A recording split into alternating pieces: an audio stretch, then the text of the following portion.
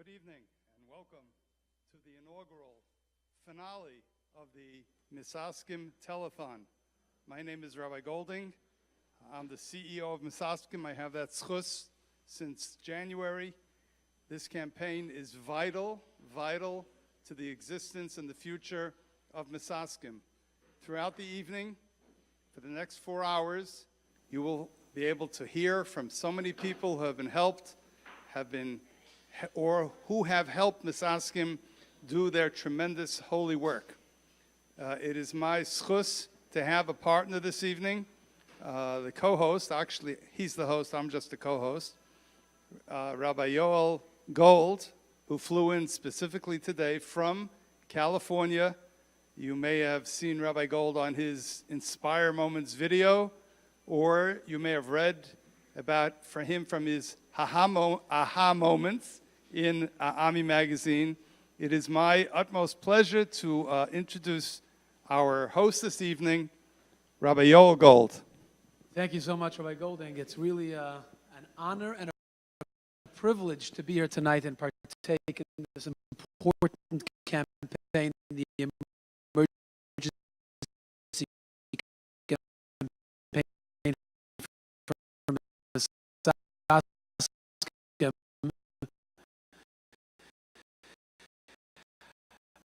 Before we begin the program, and we have a packed program for you tonight, before we begin, I have a confession to make. And I have to be honest, Rabbi Golding, you might remember the conversation we had the very first time you called me and invited me onto the program.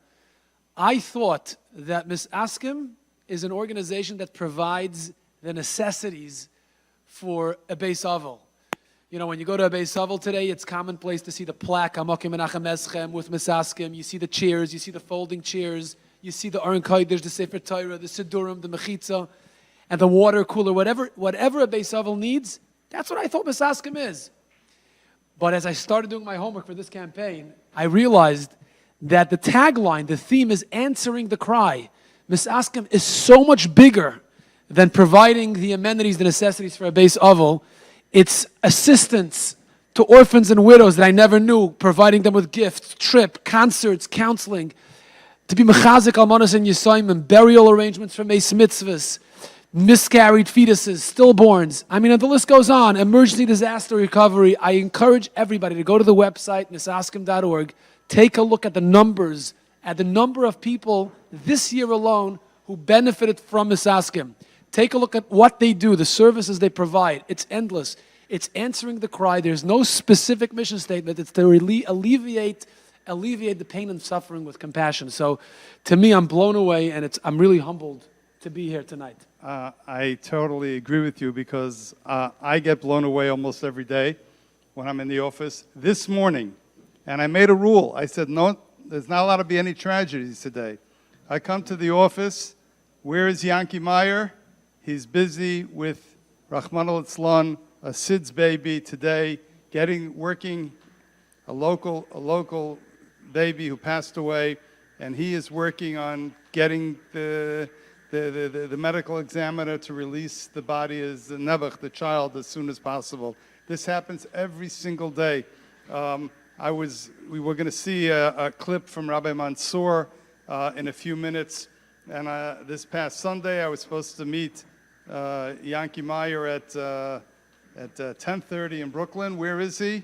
Well, the police called him a motorist drove into a bunch of bicycle riders in Borough Park. So every minute, it happens every single minute. So it's unbelievable, Rabbi Golding. What you're saying is really unbelievable. And you know what's staggering is that there are so many people who are benefiting from Misaskim, from the services. And I mean, you won't believe this if you're hearing this. I didn't believe it when I first heard it, but 70% of people who use the services of Misaskim don't give back, and which explains why we have an emergency campaign tonight we're asking for your help, and we're asking you to help us, to help Klal Yisrael, to continue helping Klal Yisrael every single day, like Rabbi Golding, the CEO of Misaskim, just mentioned. Every single day, there is Misaskim volunteers are busy. So the number is 718-854-4548. Again, 718-854-4548. I urge you, please call in. There are volunteers from all over the tri-state area who came in today special tonight to take your call.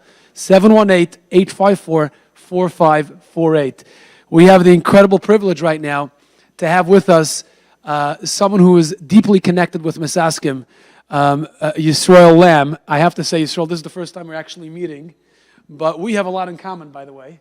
You don't know this, but we both went to Camp Monk. You were there in 1967. I was there in 1997, just turned the six around, upside down, 30 years later. And you were in the circus. I think that's how your career began. That really is what... That's where the band started. The band started at the Camp Monk Circus. The band started. Imagine, the premier conductor and arranger of Jewish music today, and for so many years started in Camp Monk at the circus. The truth. And the word got around where we put a band together. And then when I came back to the city, people said, "Oh, you can put a band together." People started. And that's how it started. Incredible, amazing. Nigun, somebody once told me Nigun stands for Nas Yogain. It helps to alleviate pain. It helps to comfort people who are experiencing difficult times. And with your music, with your arrangements, for many, many years, you have done that. And the platform that you have used your talents and gifts to do that most is with Misaskim. Share with us what your connection with Misaskim is. Well, for the last, I don't know how many years, we've been doing the Simcha Spaces Sheva for Misaskim. I have to admit, if I can share my thoughts, it's really a strange kind of a party for us to do, because really we go into a hall, we go into a Simcha, and we enhance the Simcha, hopefully. And here we're playing for Yisayimim. This is not a Simcha. And yet we're asked to bring Simcha to a place where there is no Simcha. And I think that's a little bit more of a challenge. Yes. And what happens? What transpires once you start singing and everything happens? Like the music starts going. Like, do you feel like you're You're at a Simcha. You had a Simcha. Right.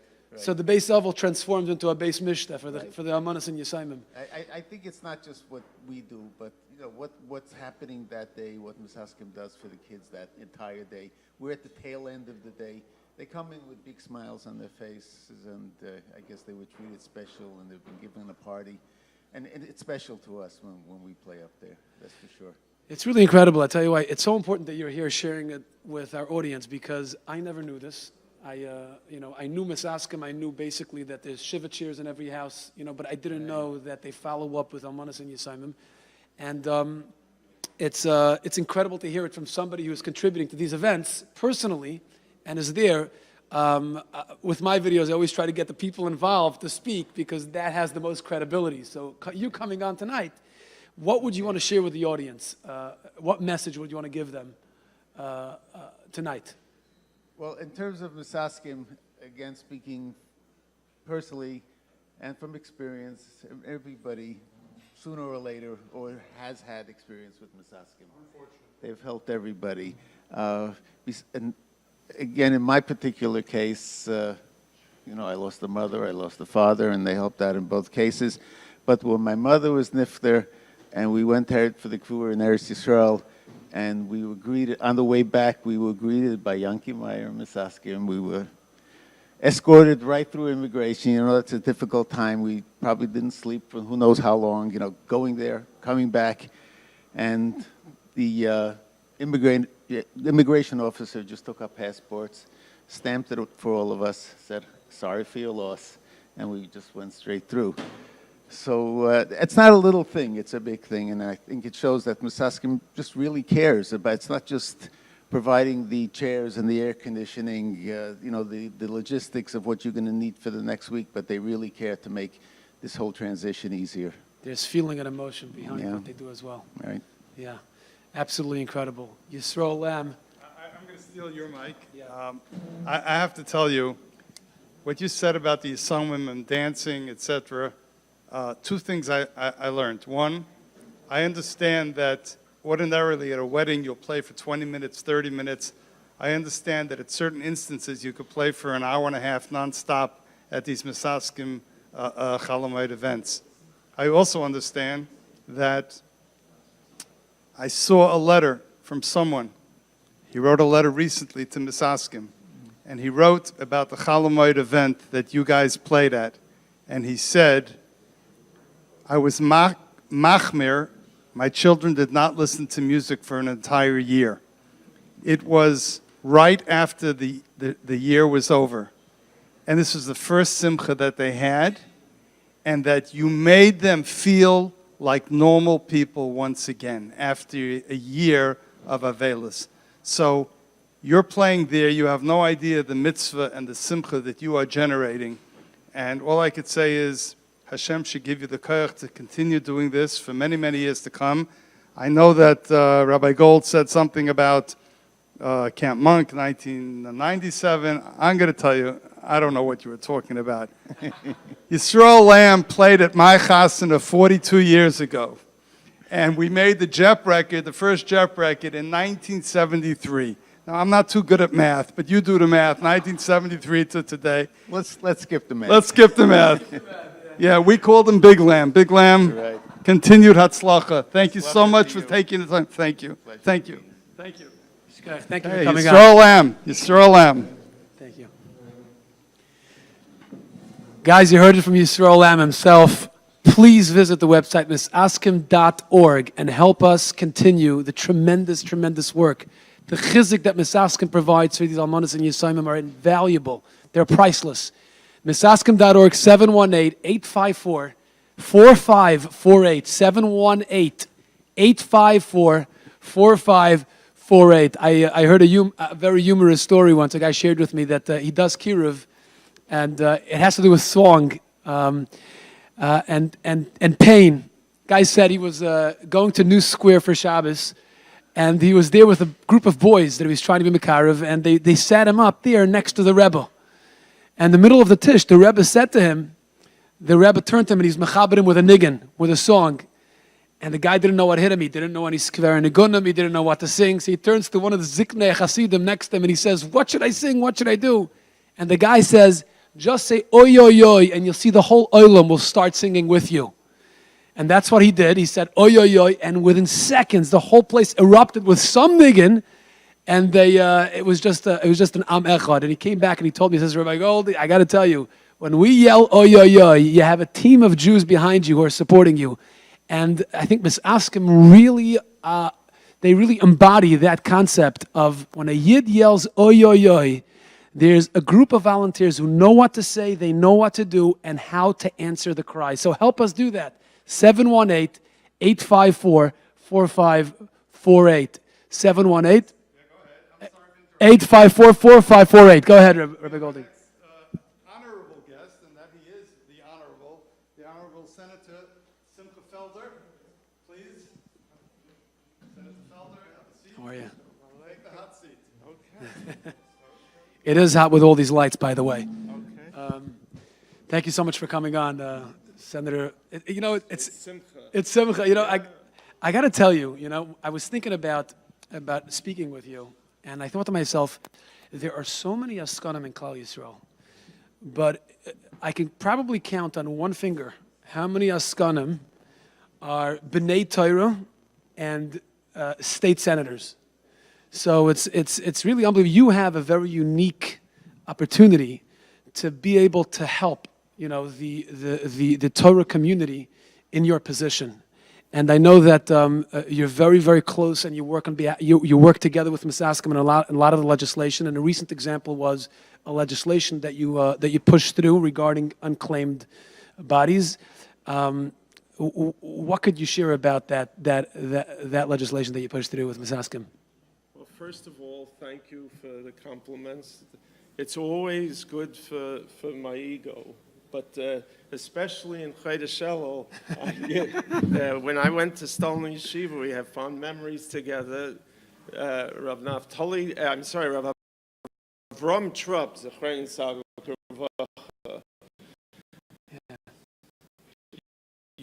Used to smoke a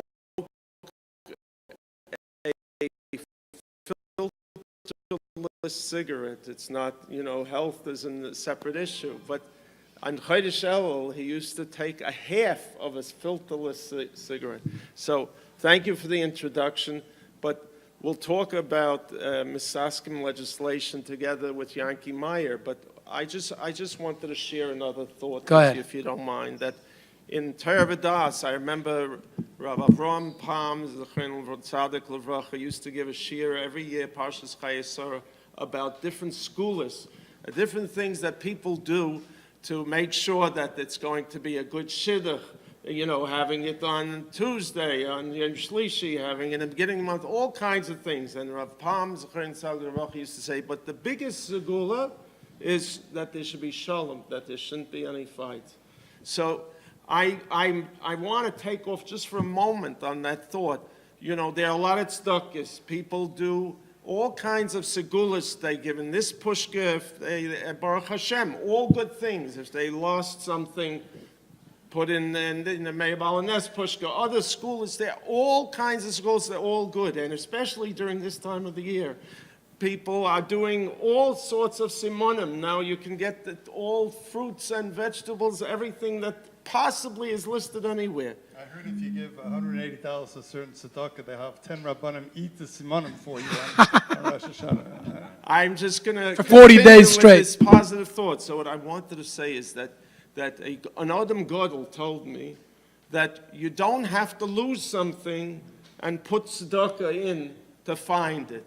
You don't have to have a loss. Instead of, losing something, you can do something special to prevent loss. You could do something special not to have to have something terrible happen. Yes. What better opportunity do we have during this time of year with Misaskim, right? They're there for us in unfortunate times. Everyone that you meet has a different story. In the Felder family, unfortunately, one of our nephews, Zechron Levracha, we got a call Friday afternoon. It was a terrible, terrible tragedy.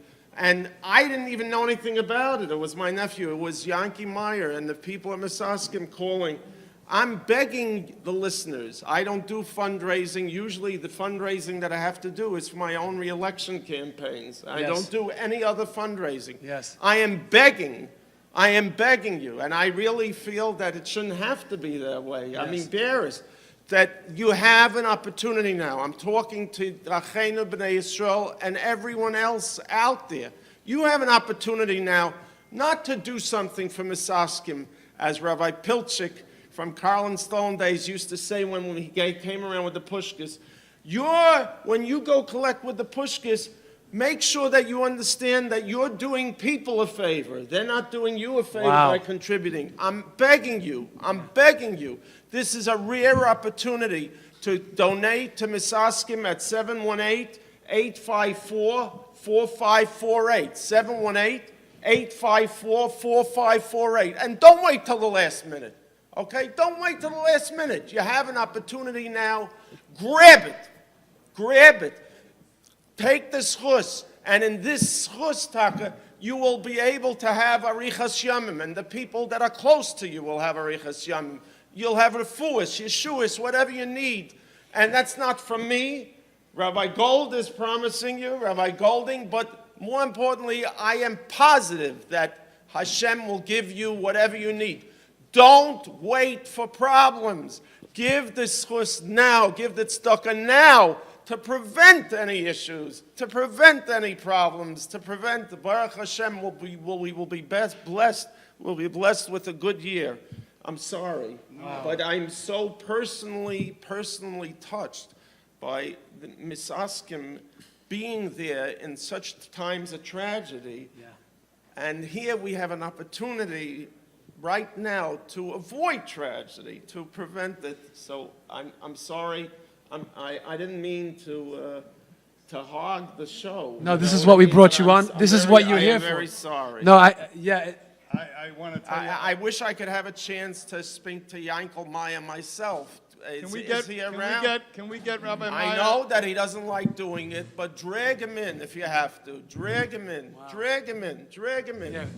Drag him in. That's it. Stand up for Rabbi Okay, you got it. Yes, yes.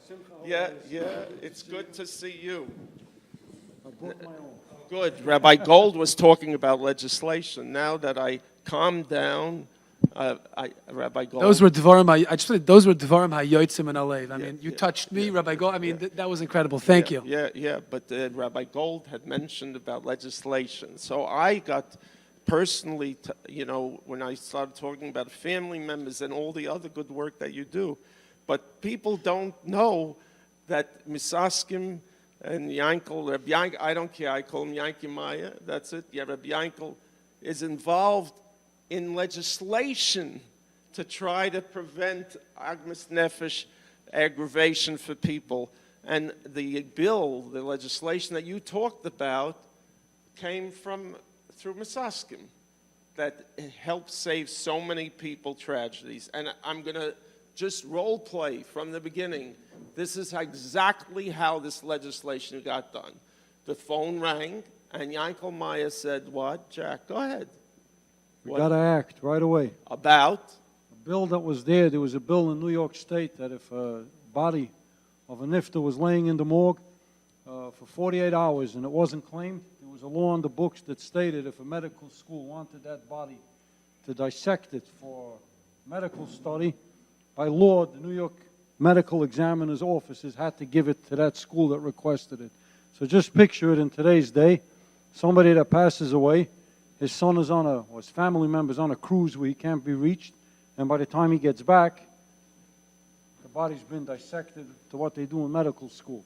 Now, we understand that the medical schools need these bodies to do this, but you can't just go and take them when a family member doesn't even have a chance to be notified about it. And I'd reached out to Simcha at the time and to tell him that we got to act on this because it involves a lot of Achenu B'nai Yisrael. Unfortunately, there are a lot of people that have nobody in the world, and they land up in the medical examiner's office, and a lot of times by the time we find out about it, it's already too late. And I really got to give credit that the real people behind this was the medical examiner's office in New York City. They realized that this was an unjust thing that was being done. And they reached out to us to see what we could do to get this law changed. So we reached out to our state senator, Simcha Felder, and I said, Simcha, we got to get to work on this. The battle lasted a year and a half. To believe it or not, some of the medical schools that were involved with this were opposing the bill because they knew it's going to cost them much more money, and whatever it is, it was a bill. Our good friend that just passed away now, the state assemblyman, Michael Simanowitz, who just passed away last week Sunday, was instrumental on the assembly side to get this done, to get this bill passed. It was not an easy task, and at the end of the day, the law was changed in New York State that any body that lands up in the medical examiner's office, if there's not written consent from a family member to give that body to medical school, they're not allowed to give it. And even if we don't get the phone call, it's going to land up being buried in a proper burial. So if a family member surfaces later, they could always remove that body from the ground, exhume it, and bring it to different burial arrangements. But this eases up concerns of a family. This is good for New York State residents. And if Simcha, if it wasn't for you, the year and a half battle. All right, we did this. Rabbi Gold did this hesped before. But the hesped, the part of the hesped was. But let's talk about 718. Hold on a minute. It's Misaskim. It's really your event. But our goal, Rabbi Gold, myself, and Rabbi Golding, 718-854-4548. The example that Rabbi Yankel Maya just gave you is you go to Beis Ovel, you see chairs, you see a Sefer Torah, you see all kinds of things, and you think, oh, Misaskim does wonderful things. I mentioned to you an example of a family member, an emergency that passed away, Rahman al-Islam. People will tell you things. But there's so much more that Rabbi Gold and Rabbi Golding, no one even knows that's going on. Rabbi Yankel said one call. He didn't stop calling. The legislation got done through Assemblyman Simanowitz, and Tzaddik Levracha, and we got it done as a result of Misaskim's continued persistence. 718-854-4548. You should know it by heart. 718-854-4548. But don't just memorize it. Call now. and Hashem should give all of us a ksiva chsima taiva. Amen. Thank you so Amen. much. Wow. Thank you so much for coming Thank you, Senator Felder. Tiskala mitzvahs. Thank you. Okay. Thank you. Thank you, Reb Simcha. Thank you very much. At this point, we're going to take a short break.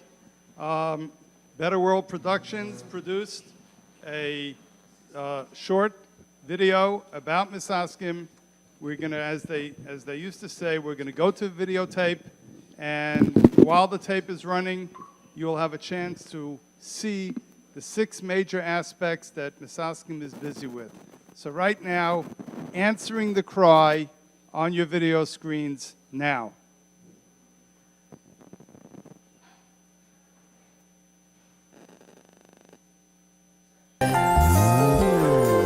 Macha Hashem dima, meyal meyal meyal kol panim, cher pasamoy yosi, meyal kol ores.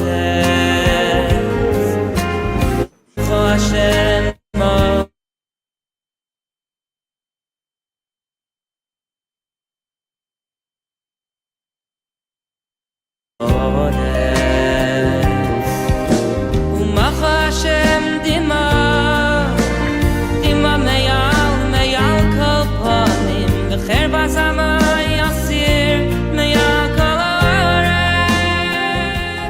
We never say no 24 hours a day, 7 days a week.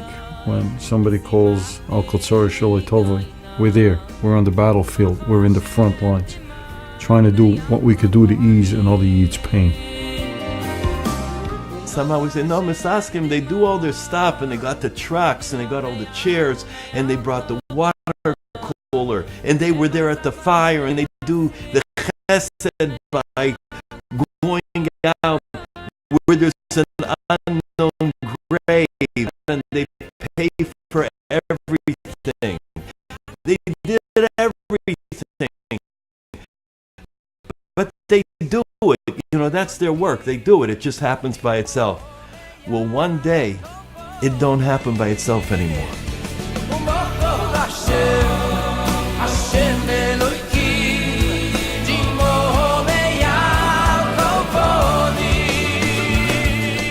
We're ready to step up to the plate and do what the Eibishter benched us that we could do to help Klal Yisrael. But we in return need that Klal Yisrael should help us. Bring on the day when there'll be no more tears. We'll never cry again.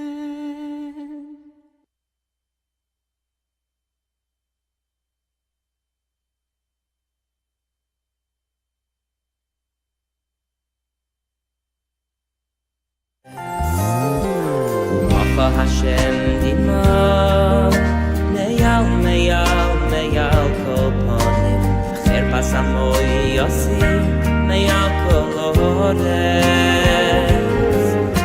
Umacha Hashem dima, meyal kol panim, vecher pasamoy yosi, meyal kol ores. Umacha Hashem dima.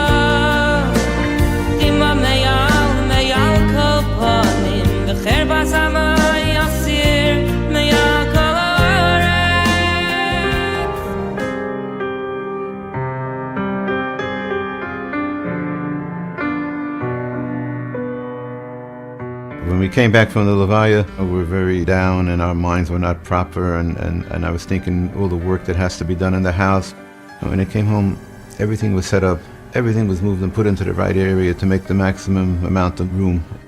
Motzi Shabbos, one of the fellows brings up 2-3 big boxes of toys, and he gives it to my grandchildren. And he sees that they're too young to open the boxes, so he got down on his knee and he opened up the boxes, and then he saw also that he's going to have to show them how to do it. And he stayed the whole time. I just couldn't believe what I was seeing. Then slowly it started to come back to me what kind of organization Misaskim is.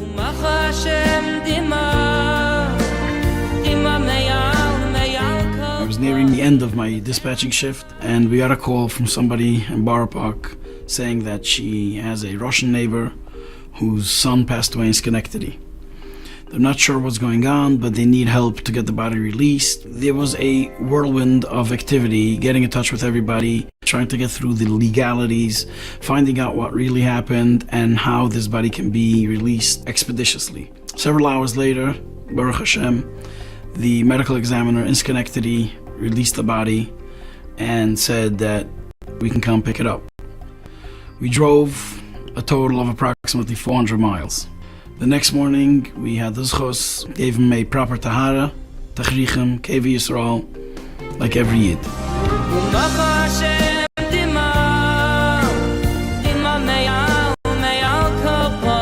There have been many cases where tragedy strikes. It's at the worst time for a family. You've got a loss of life, and a lot of times it happens at the worst possible time, 3 in the morning, on a weekend, on a holiday. Misaskim never fails to come, and they make it go so much better for the family, and they're of such assistance for us, for our people to learn and to be told how do we need to proceed on this issue. A lot of times they have alternatives that are viable for the legal prosecution of cases. For instance, they're on the forefront of the virtual autopsy, where you can do what's the equivalent of an MRI, still gather the necessary evidence you need to prosecute a case, and this way the bad guy doesn't get let go, but yet the Jewish law is respected.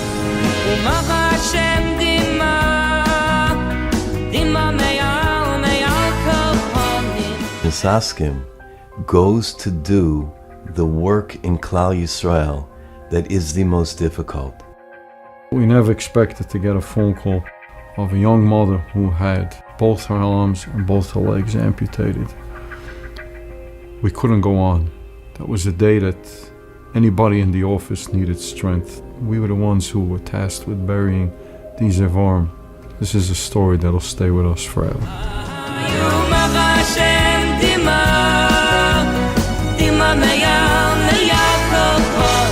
Just a few weeks ago, there was a tragedy in the secular community. I get a call from Misaskim.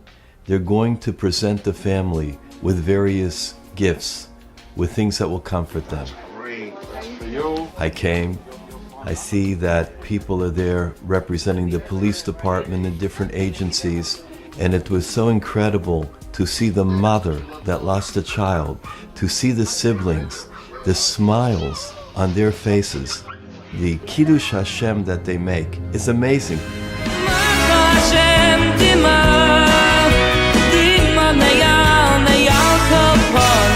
Running around the world and singing on big stages is wonderful, but the most meaningful is clearly to be able to sing and bring a smile to the faces of young children who are broken. As a singer, I have the zchus to bring joy to a yosim, to a yesoma through singing. Misaskim, without fanfare, I wouldn't say bring joy, but they bring comfort and dignity to those who are mourning. Many times where they've arranged for huge shuls packed with families, and they say nishmas and the davening and the heart-wrenching cries that go up to Shamayim. I'm surprised Mashiach hasn't come yet, just from those tefillahs alone. When you think of your children. We never say no 24 hours a day, 7 days a week. When somebody calls Al Kotzor Shaloi Tovoi, we're there. We're on the battlefield. We're in the front lines, trying to do what we could do to ease another Yid's pain. Somehow we say, no, Misaskim, they do all their stuff, and they got the trucks, and they got all the chairs, and they brought the water cooler, and they were there at the fire, and they do the chesed by going out where there's an unknown grave, and they pay for everything. They did everything, but they do it. That's their work. They do it. It just happens by itself. Well, one day, it don't happen by itself anymore.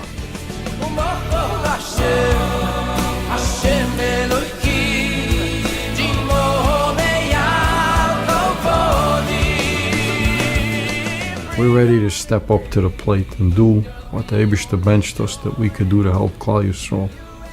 But we in return need that Klal Yisrael should help us. Bring on the day when there'll be no more tears. We'll never cry again.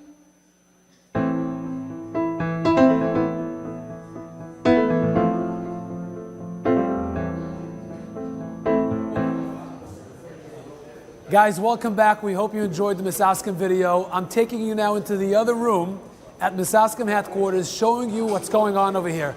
Over there we have food for all the volunteers who came in to make sure that they can answer your call. The food is over there. Right now we have people over here answering your call. 718-854-4548. 718-854-4548. How's it going? How's it going? How are we doing? We're doing good. We need to do better. We need to do better. We can do better. Fantastic. Guys, 718, what do you have to say to the island? 718-854-4548. Call now. Give us as much as you can. We need your help. By the way, these guys do not want to be known. They don't want me to focus on them.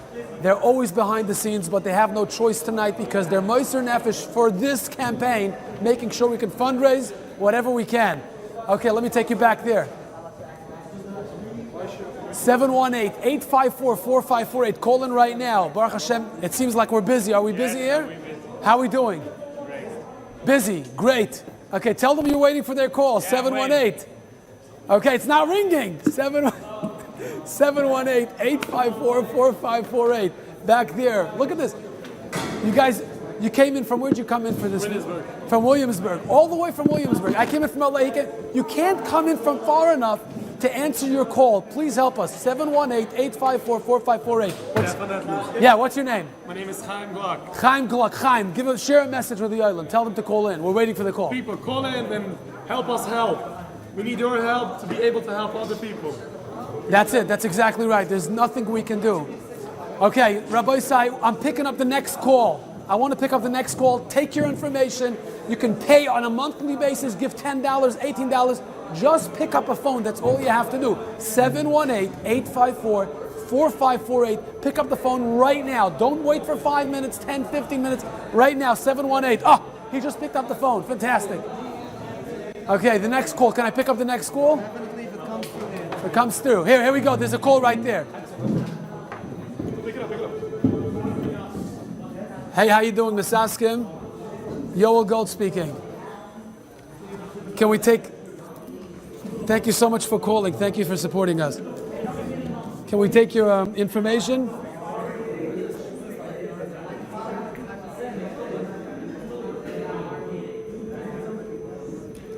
Okay. Well, we're back live from Misaskim headquarters.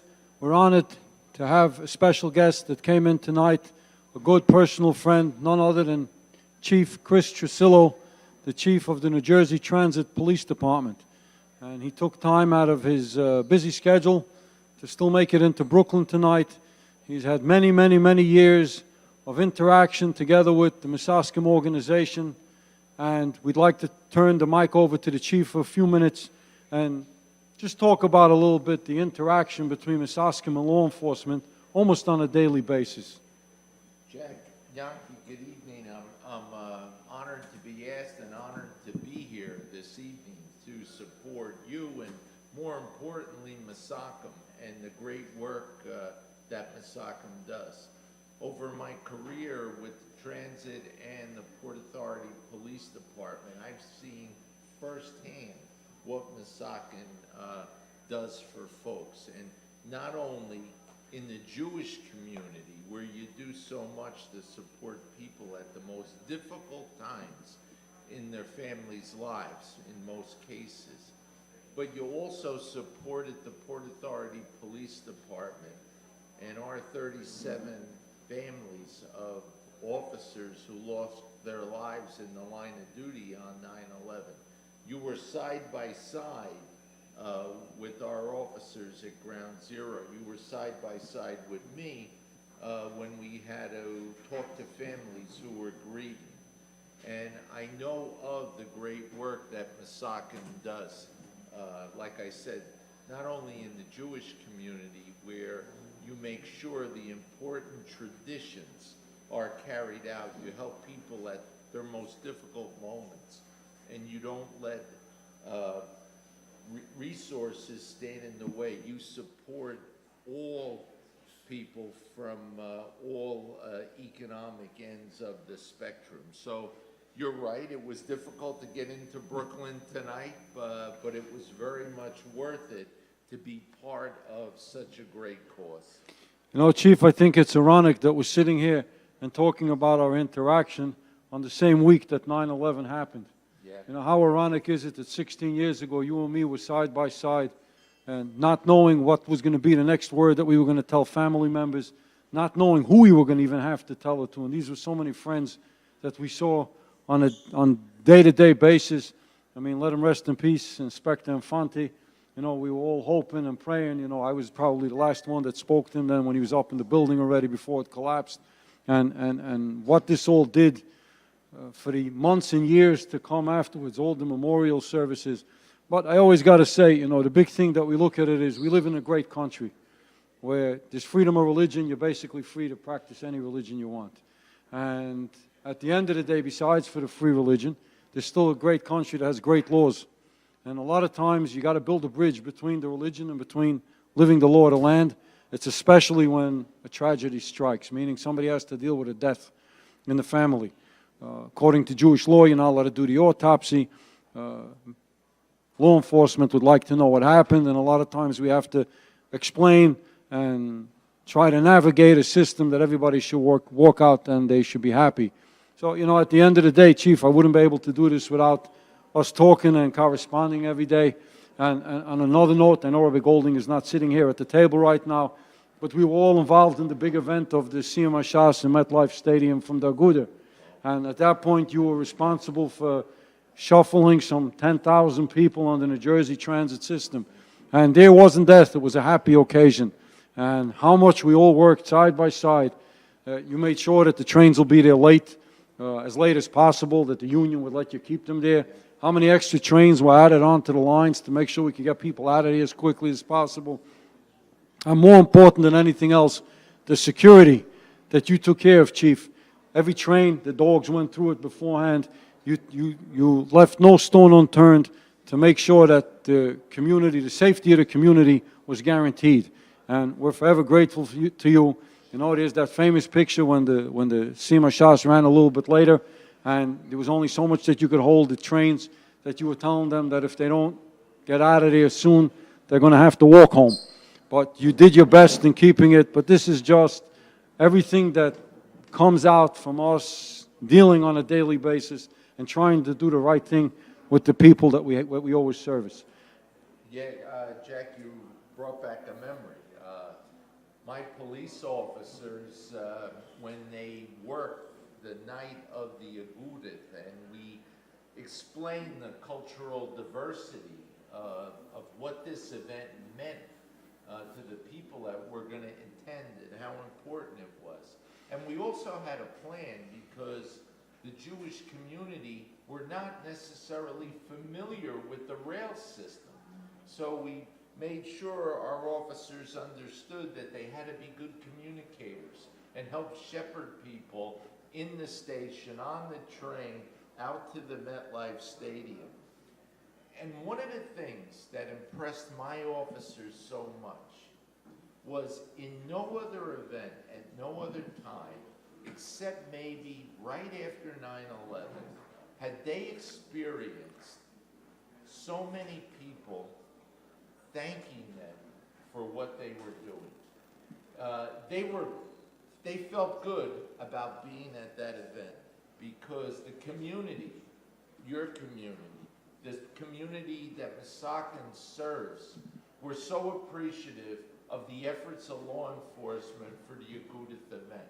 I'm told that the next event may also be in this area, and I hope I'm here to work with the team that I worked with and be part of such a blessed event. But I would like to appeal to everyone watching tonight as an outsider who has fortunate enough to have a 20-year relationship with Yankee and understanding with what care this organization serves the Jewish community. And also importantly, it bridges the gap, or at least it did in my case, with law enforcement, so law enforcement understands what the needs of the community are as it relates to critical things like death, autopsy, burial, at the most sensitive time in a family's life. It's important that there not be problems. And those things are never worked out at the time of the event. They're worked out years before, when great relationships are formed. And Yankee and Misaskim does a great job of working with law enforcement, working with the medical examiner's office, so those relationships are there. You know, we have a saying in law enforcement, particularly after 9/11, at a crisis, you don't want that to be the first time you're meeting a counterpart from another agency.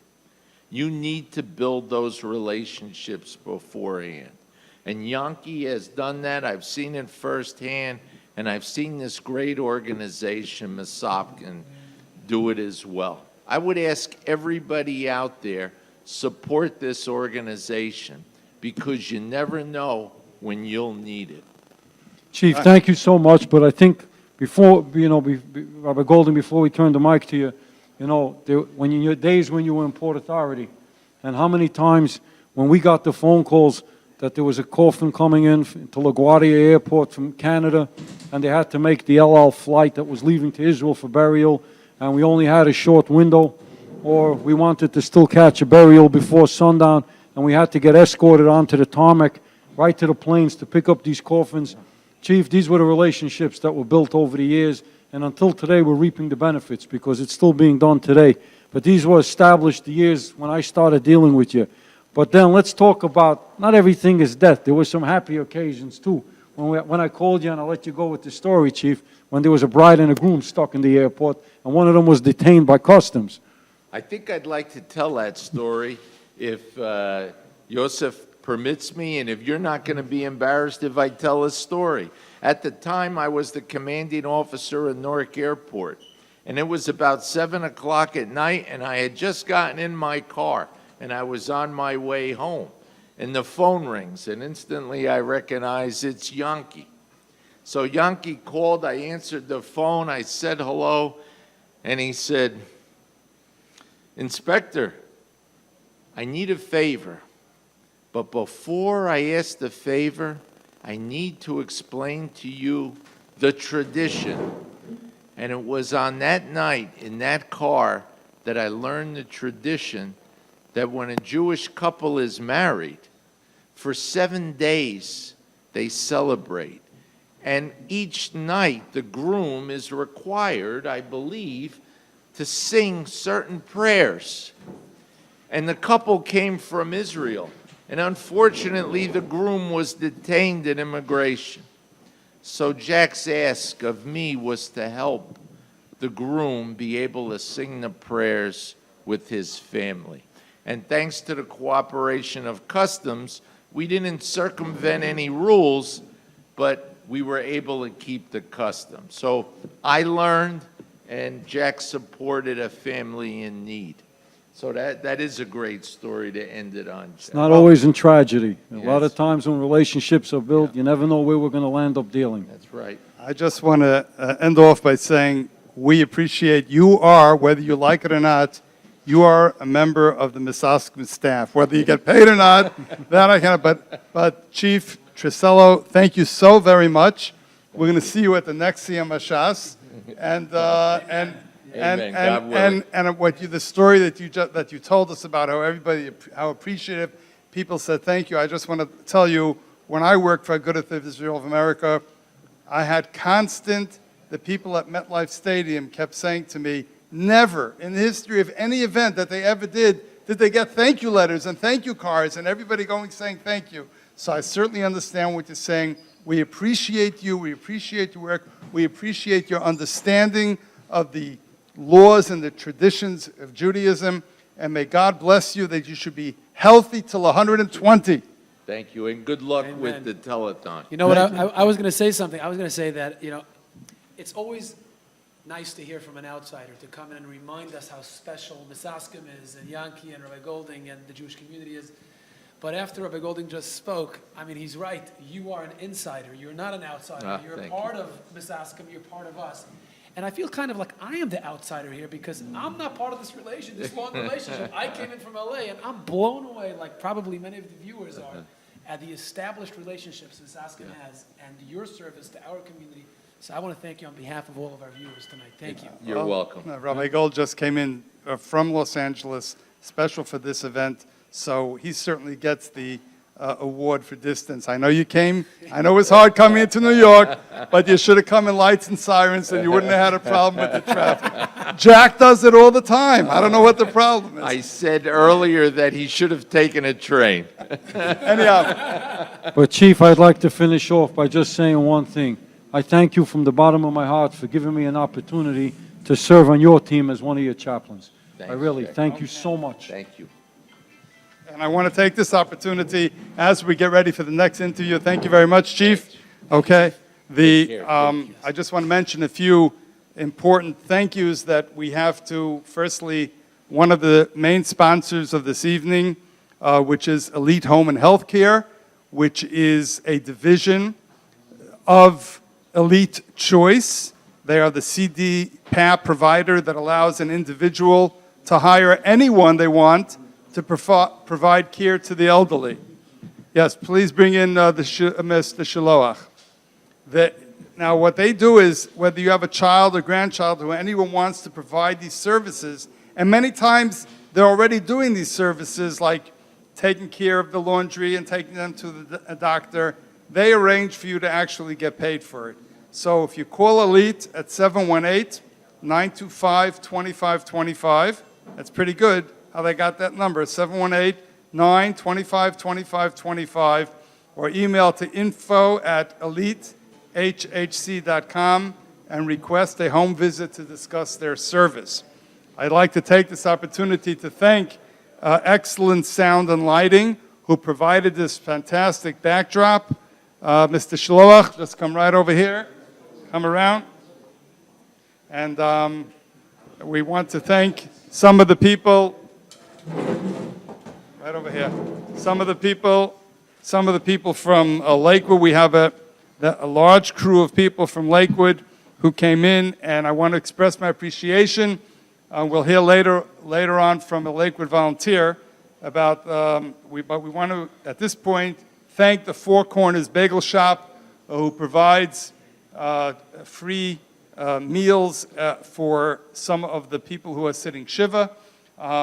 We want to thank the Epstein brothers from Epstein Brothers Meats. We want to thank the Lakewood Beaker Cholim, who hosted our call center for the last 2-3 nights, and specifically Heshi Horowitz, Misaskim volunteer, who set up the phone center. So again, a shout out to Excellent Sound and Lighting for this magnificent backdrop and everything, and the electronics and the show. So thank you, and thank you also to the people from Charidy. I know I'm trying to get close to Mr. Shaloch over here. What's your name? Abe? Abe Shaloch. Okay. So here's what I need to know. Sure. I know that unfortunately, approximately 4 weeks ago, or maybe 5 or 6, I'm not 100% sure. June 4th. June 4th, that's a little longer. Yeah. Unfortunately, there was a terrible tragedy on an airplane on the way back from a Simcha from Israel. Yeah. And if you could tell us a little bit about it, please. So we went away for my oldest son's bar mitzvah trip for 2 weeks, and we got on the flight. It was delayed maybe 8 hours, and maybe 2 hours into the flight, my mom stopped breathing, and unfortunately, she passed on the flight. Elal was amazing that they let us make a phone call, and right away, Misaskim stepped in. The second we landed, the first person I see an NYPD jacket, a kippah, and it's Yankee, and everyone else just moved out of the way. He helped us with our children, with our bags, with the body, with the death certificate, with everything. We landed 11:30 at night, and we had the funeral on schedule at 10 o'clock in the morning the next day. It was beyond my imagination. I never knew like these type of connections existed, and I was just in awe. And it didn't end there. I mean, when we came back from the funeral, the house was set up with chairs, Sfarim, Ashkenaz, Sephardic, Tehillim books, water coolers, you name it, you guys did it. How many family members were on the flight at that point? Around 13, 14. 13, 14 family members. So you traveled for approximately 8 hours, knowing that when you landed, you had a big job ahead of you. I can tell you what Rabbi Meyer said to me. Yankee said to me that when he was standing at the gate and some of the, I don't know if it was a medical examiner or someone from customs was there, and obviously, and there had to be, they had to check for disease, et cetera, and they weren't letting anybody off the plane, and he said to me that one of the chiefs looked and saw him and says, "Oh, Jack Myers here.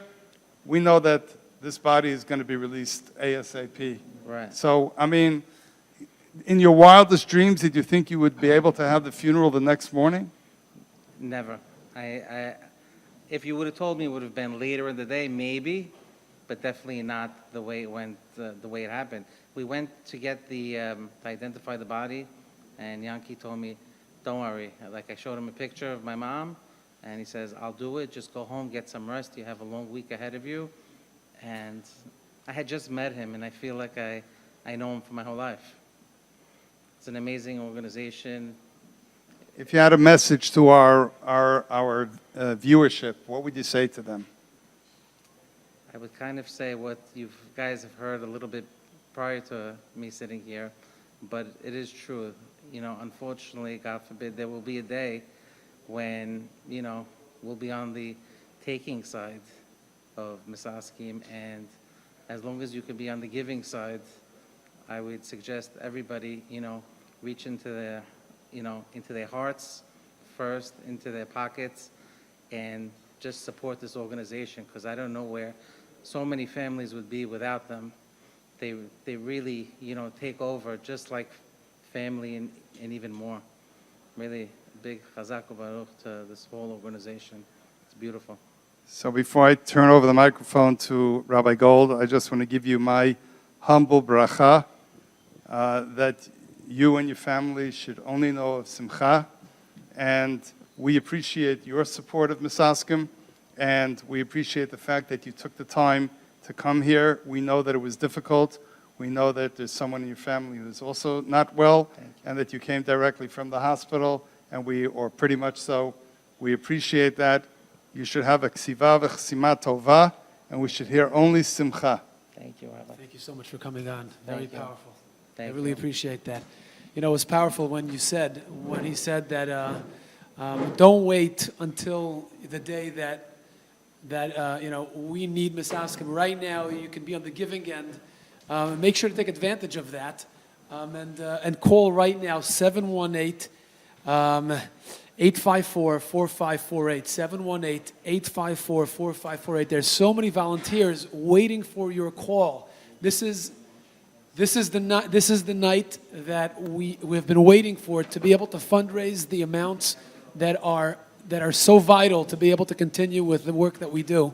So please give us a call, 718-854-4548. Can they donate online, Rabbi Gold? Misaskim.org, absolutely. There's a charity campaign. You can find it on Misaskim.org. You can give your credit card. You can, even the smallest payment. I picked up the phone before, somebody donated $10, $18, whatever it is. Every dollar makes a difference. And if you want to donate more, but you can't right now, donate whatever it is, $10 a month over the next year. But certainly online, Misaskim.org, and on the phone. I grew up with Misaskim, and I'm not as old as Rabbi Yosef. You look very young. I'm not as old as you. Watch it. Be careful what you're saying. But I must say that people are kind of used to Misaskim, like it's already become the norm. And when an organization becomes the norm, we forget to appreciate it. And I want to take the time and read you a letter that we received from somebody who wrote about what it was like before Misaskim and how it was changed when she lost a loved one after Misaskim came onto the scene. So I'm going to read you verbatim this letter. Dear editor, when chesed organizations become the norm in our community, we forget what it was like beforehand, and we may take them for granted.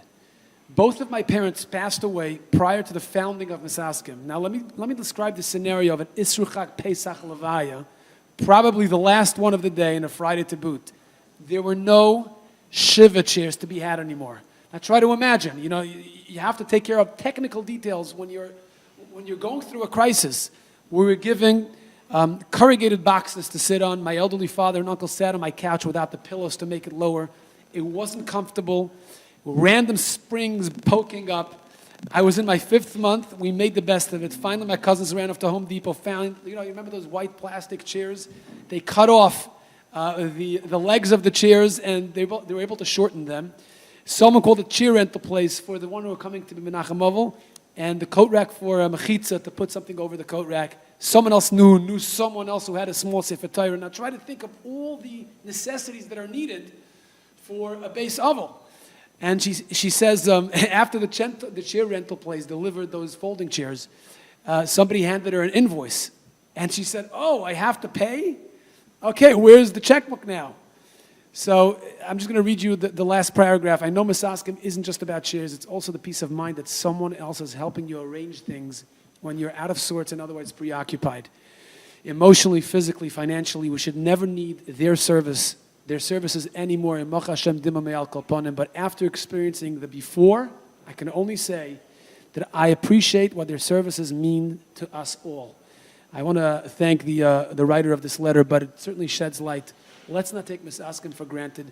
Please, like Mr. Shiloach said, open your hearts and take out your wallets and call 718-854-4548 or go to misaskim.org.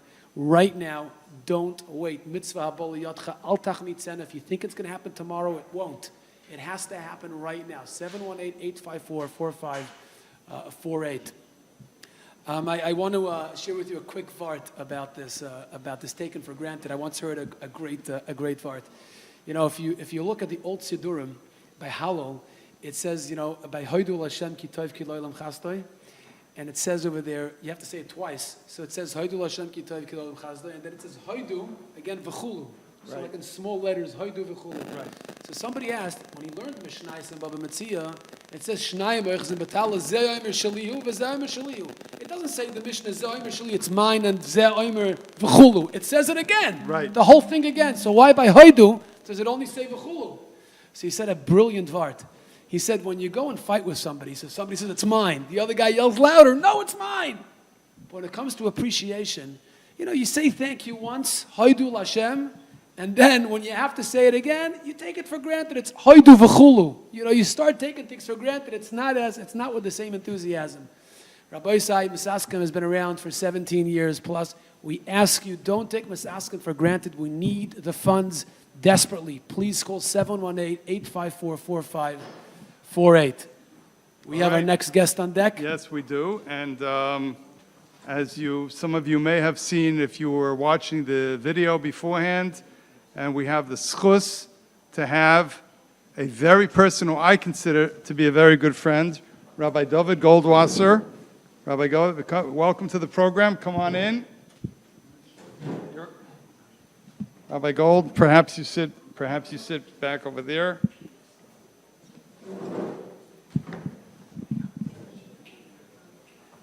Rabbi Goldwasser will sit right here.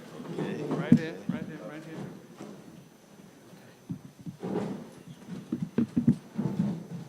I don't know, before you introduce Rabbi Goldwasser, all I could say is that I watched his appeal on the video a few minutes ago, and I sent in $180. So, Rabbi Goldwasser, welcome. Welcome. Rabbi Gold? Wonderful to be here. Welcome, Rabbi Goldwasser. Thank you so much for coming. Great to be here. I know that, first of all, I'm sure everybody who's watching has heard of Rabbi Goldwasser. I know that I live in California, and Simcha,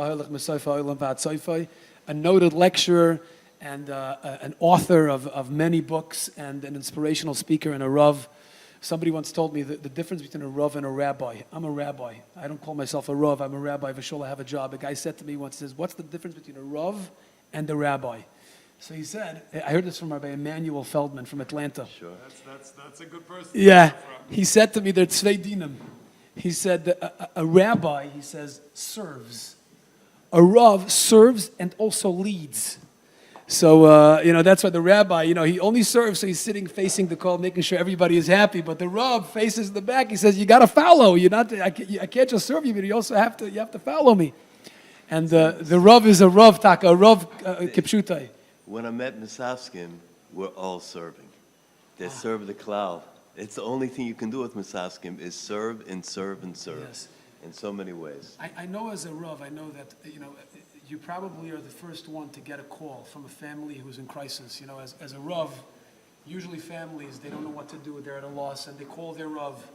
And you probably must be getting these phone calls all the time. How is it for a Rav to be able to have a resource like Misaskim by his side and be able to direct families and connect them with Misaskim? How much easier does it make it for you, for your job as a Rav?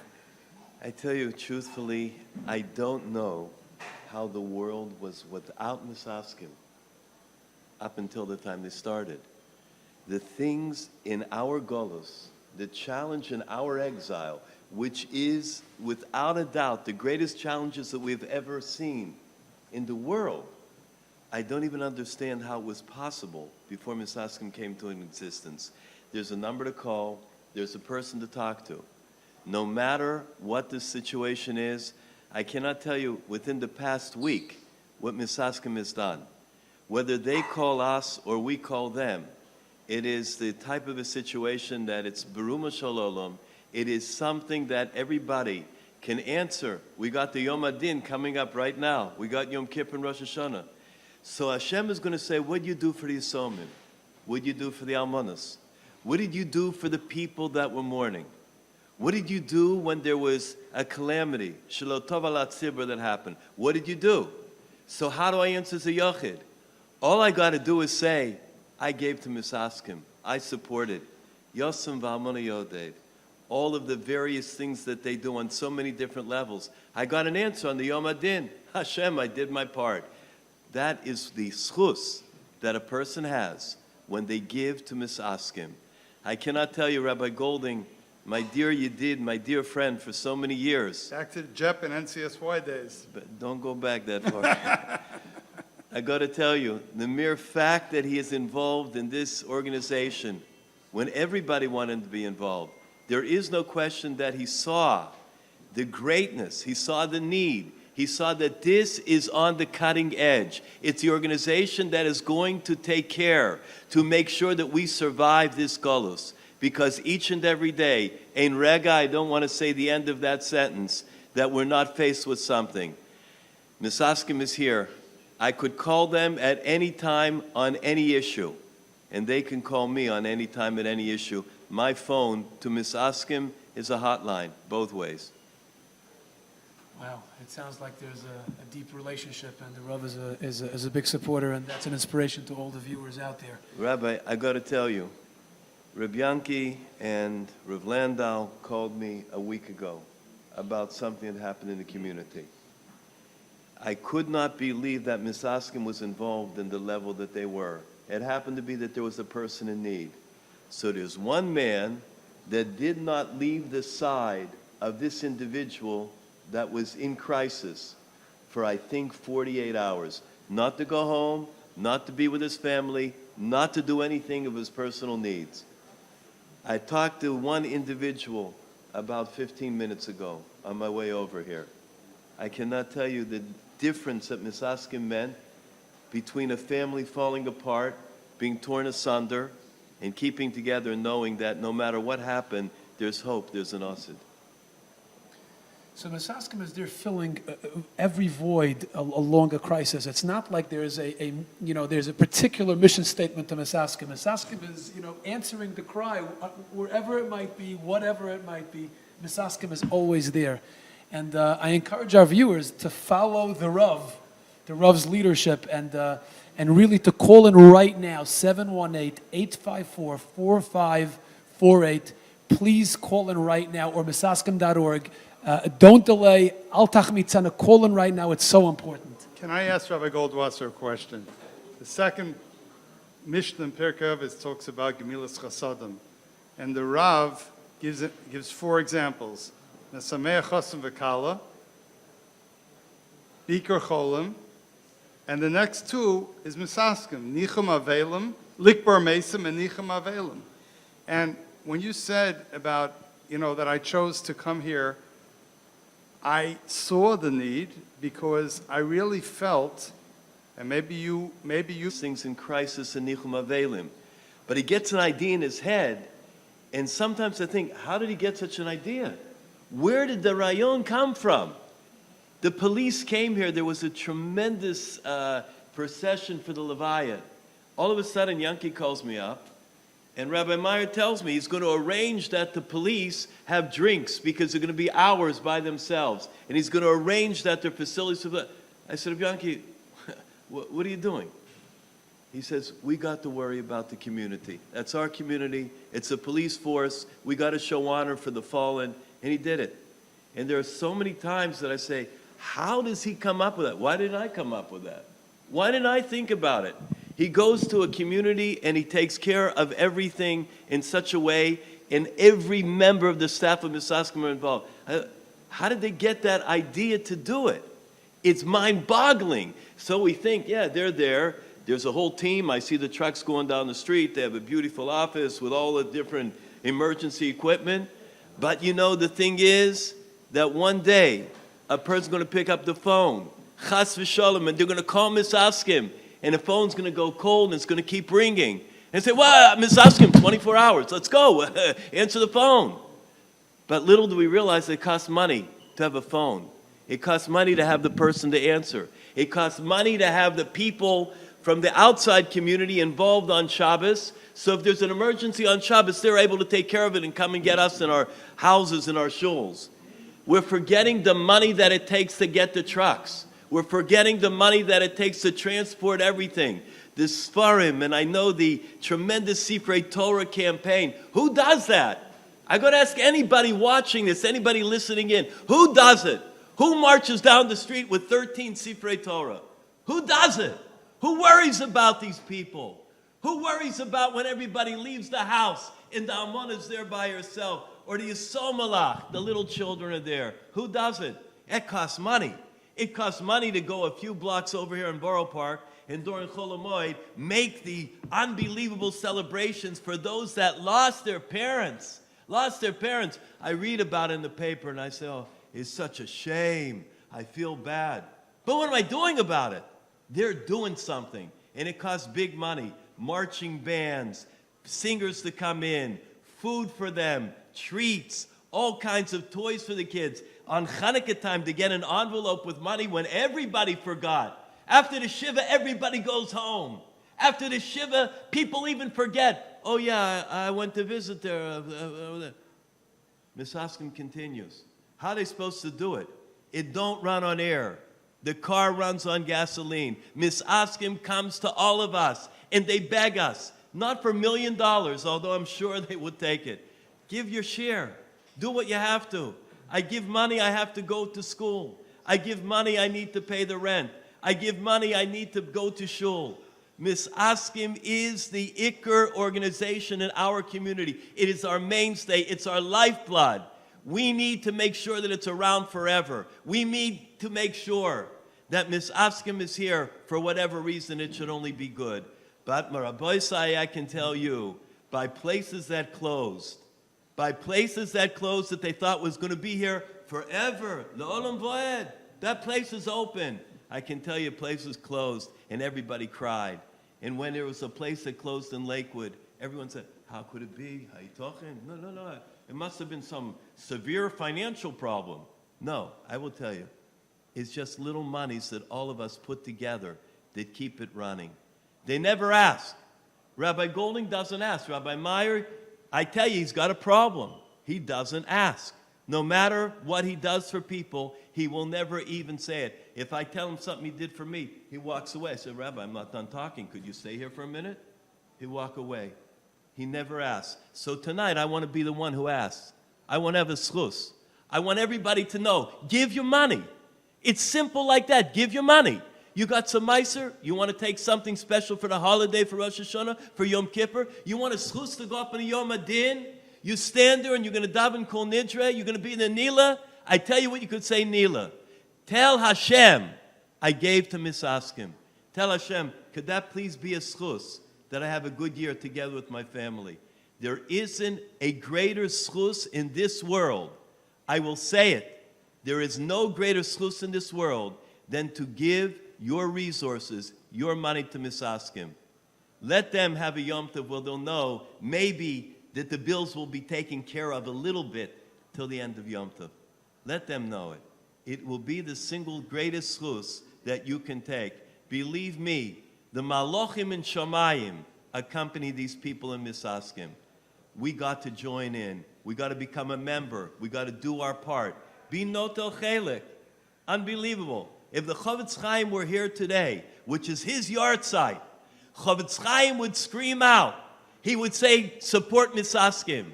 Because when there was an almana hundreds of miles away from Radin, Chavetz Chaim heard about it, and he was crying tears. And some visitor said, why is the great rabbi crying? So he said, because there was an almana that passed, she unfortunately. Does he know that? Is she a relative? No. It's someone in Klal Yisrael. Chavetz Chaim would scream out to you, please. He would beg, we got money today. I beg you with this microphone. I beg you with whatever voice is coming out this evening throughout the world. I don't care on which continent you're found on. Please donate to Misaskim. If I had the money, believe me, I would give to Misaskim. I want the schus. I'm selfish. I want to have it. Everybody tonight can take part in that schus. You can get it. You can walk away with the greatest single schus. You can support these people. I wish you could see who's here this evening, because these people are not just human beings. To me, they're like malach. They're angel-like. They do the work that Hashem wishes from us. They are shliach tzibur. They are our messengers. And I beg everybody, listen to the call of such great rabbis this evening. Help Misaskim do the work that we all have responsibility to take care of. I want to thank you for giving me chizik, Rabbi Goldwasser. I want to thank you from the bottom of my heart.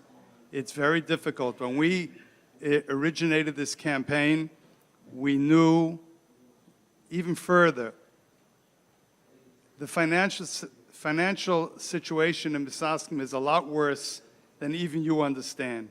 Baruch Hashem, I said, we have to raise $500,000. Everybody was with me, but the truth of the matter is, we really need more than that. I was hoping that we would hit $1 million. I don't have the statistics, I don't have a computer in front of me, but I did see before that there were approximately 3,400 people who have donated so far to this campaign. Every penny that you give goes to Misaskim. If somebody can help me out, if somebody in the audience, in the control room, who can tell me where we're up to on the $500,000 mark, it would be greatly appreciated.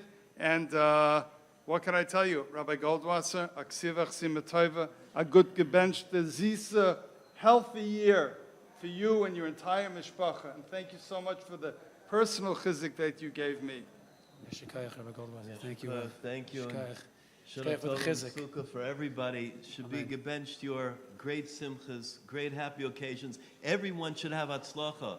And in particular, Misaskim should have all that they need. And in that schus, Klal Yisrael should already see the Gula Shalema. Amen. Thank you. Thank you very much. Wow. I think that was so powerful, Rabbi Goldwasser. Thank you again.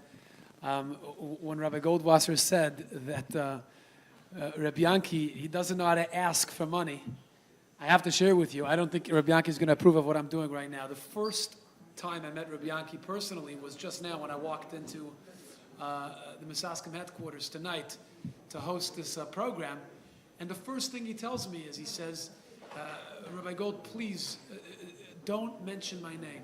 Please do not mention my name. Don't give me a spadim. Don't tell anybody what I do. And tonight, but tonight we have to tell you what goes on a little bit behind the scenes. I'm sitting here and I'm listening to the people involved, and I'm nishtoimim. I'm in awe and I'm inspired, and I can't urge enough. Please, everybody, pick up a phone and call 718-854-4548. 718-854-4548, or visit the website misaskim.org. You know, there's an astronomical number that I heard from Rabbi Golding. He said that 70% who use the services of Misaskim, think about it, 70% don't give back. I mean, it's unbelievable. We have to be makar toiv. Whether you received the services, whether you didn't receive the services, we're kol Yisrael arevim zel lezeh. I once heard from the Brisker Rav, he said an amazing thing. He said, what's scarier, if a young person dies or an older person dies? Not what's more tragic, but what's scarier for us as a Musar Haskell? And he said that if an older person dies, it's scarier because we know that we're all going to get there one day. And that's the Metzias. We're all going to need Misaskim. It's a very morbid concept to think about. But Misaskim is there for all of us. It doesn't matter. They don't discriminate whether you have a background, a Sephardic background, Hasidish, Litvish, Yekish, or no background at all. They travel miles, hundreds of miles, to pick up a body, a Jewish body, to make sure to bring it to Kavuras Yisrael. It's Chesed Shel Emes. There's no greater organization you could support tonight. 718-854-4548, misaskim.org. Please open your hearts and your wallets. Help us help Klal Yisrael. I'm going to relieve you of your duties for around 120 seconds and ask you to go into the volunteer room, the phone bank, the phone where, and while you're going, and the people are going to see the phones, understand, go ahead. Yes. You're excused. See that? I'm trying to be a nice guy. Where did these phones, we have 60, 70, 80 phones that are in the next room that are ringing off the hook. How did we get these phones? These phones are complements of CompuPhone. CompuPhone, they are an amazing company because they are our friends. And just go on, I just simply went onto their website. They have voice processing. They have Toshiba phone systems. The CompuPhone, 718-230-9292.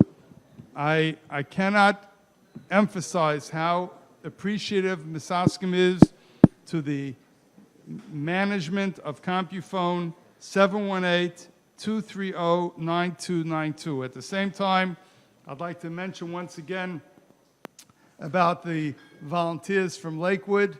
I'd like to mention the Four Corners Bagel Shop. Again, people, they're supporting the food, free food to people sitting Shiva who are in need of it. I want to thank the Epstein brothers from Epstein Meats. Again, I want to do a shout out to the Lakewood Bika Cholim who hosted our phone center for the last 2-3 nights in Lakewood. And I want to give a shout out to Heshi Horowitz for setting up the phone center, and certainly to my good friend Meyer Fried for spearheading the entire Lakewood crew. He's going to kill me for saying this, but that's okay. And very soon we expect to hear from a Lakewood volunteer who is coming in and driving with Mesiras Nefesh to be here. I also want to thank Excellent Sound and Lighting for this magnificent backdrop, and I want to thank all the volunteers in the next room who are mamish Meissen Nefesh day in, day out, 24/7 helping.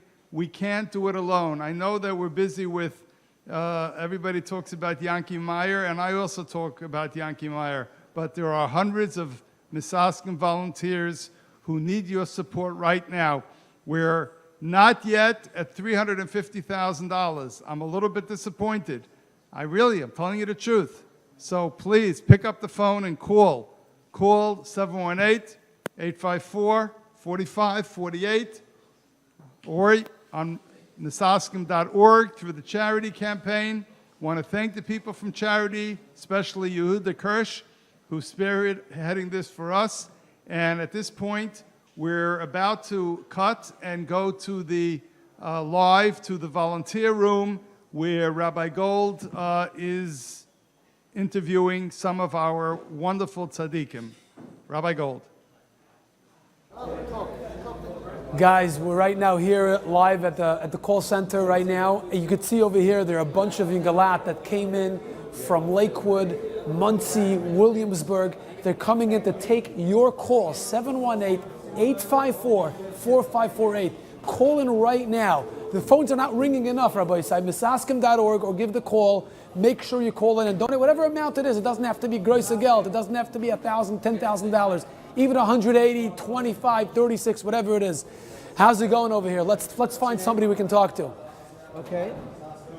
How you doing? What's Machman? Okay, it's going. The calls are coming in.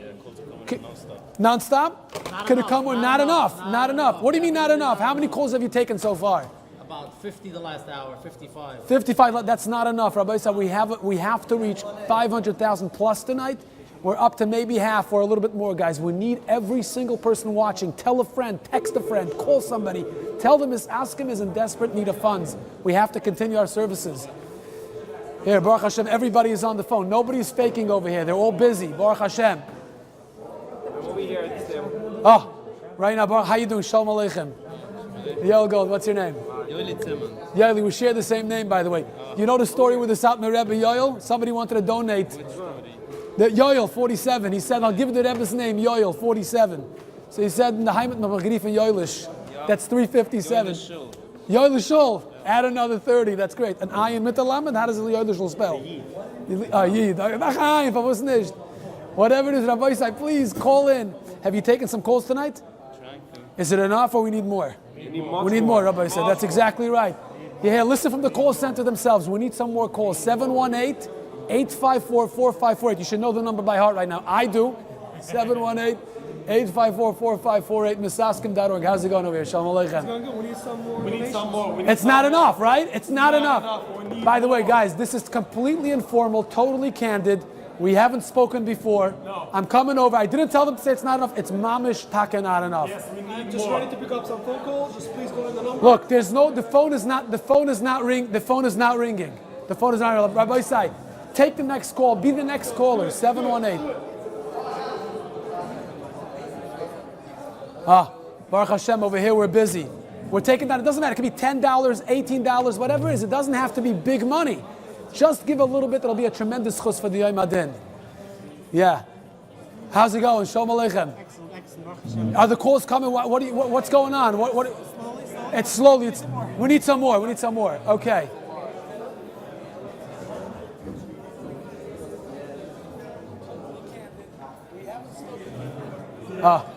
Okay, they're busy. Misaskim, how's it? Okay, the call is coming in. Here we are.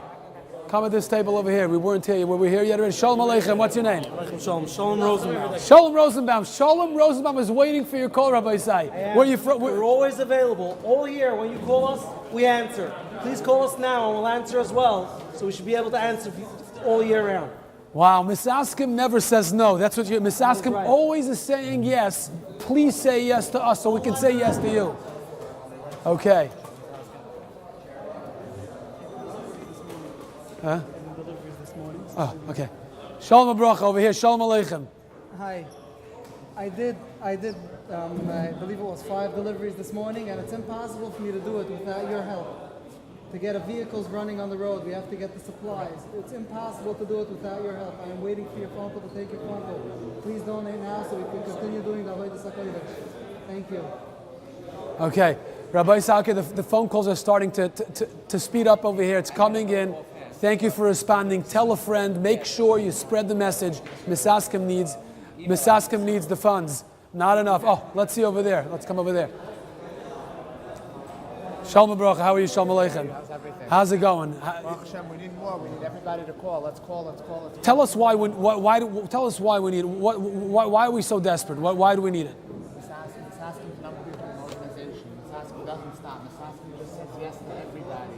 Now we need you to say yes to us. We need you to fundraise. We need you to bring in the money. We need the phone calls now, please. Are you a volunteer? Are you a volunteer somewhere? Yes, I volunteer. I'm from Staten Island, New York. You came in from Staten Island to come over here to take the calls from Misaskim. Staten Island to take calls from Misaskim because this unbelievable organization does not say no to anybody. And how could I say no to How them? did you get connected with Misaskim in the first place?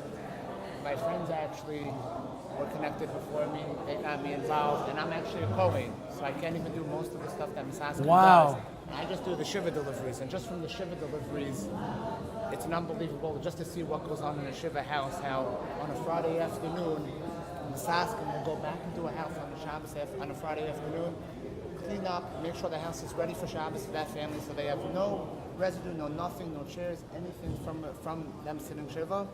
And then we come back in late to Shabbos and set it up again. So the family can have a peaceful and beautiful Shabbos. Wow. It doesn't stop. They That's don't stop. They are 24/7 Misaskim. That's unbelievable. Misaskim goes before Shabbos, cleans up, takes out the chairs, brings it back after Shabbos, making sure that Shabbos is not a Beis Ovel there, and they bring it back. Imagine, you don't get paid. You're a volunteer. He doesn't get paid. He's a kohen. He has every excuse, but he says, no, I'll participate in whatever I can. And he came from Staten Island. By the way, the traffic is not simple in Brooklyn, New York. I grew up here. You know, it's not simple. In LA, it's a little bit better. But in LA, so I know what it's like over there too, the 405. the 405, okay, that's different, yes. Yes, okay, let's go to the different. Thank you so much, appreciate it. Okay, Shalom Aleichem, what's your name? My name is Chaim Tabak. Chaim Tabak, where are you from? Borough Park. Borough Park. You're a volunteer from Misaskim over here in Borough Park? Yes, over 8 years already. And you traveled from where in Borough Park? Because I know in Borough Park itself there's so much traffic, it can take sometimes 2 hours, depending when you're driving in the streets. But what do you do? What do you do with Misaskim? What do you volunteer? I volunteer for the Gemach Nechimah. For the Gemach Nechimah, you deliver the chairs. Deliver the chairs to the houses. And sometimes I'm on the road like 2-3 hours a night, going out. I go out to Flatbush, Woodmere, Manhattan, Crown Heights. I do it all. Tell me, why do you do it? Why? What inspired you to do this? I mean, many people. My brother got me into it. This is my brother. Shalom Aleichem. You might recognize him from the video. Yeah, an amazing yid.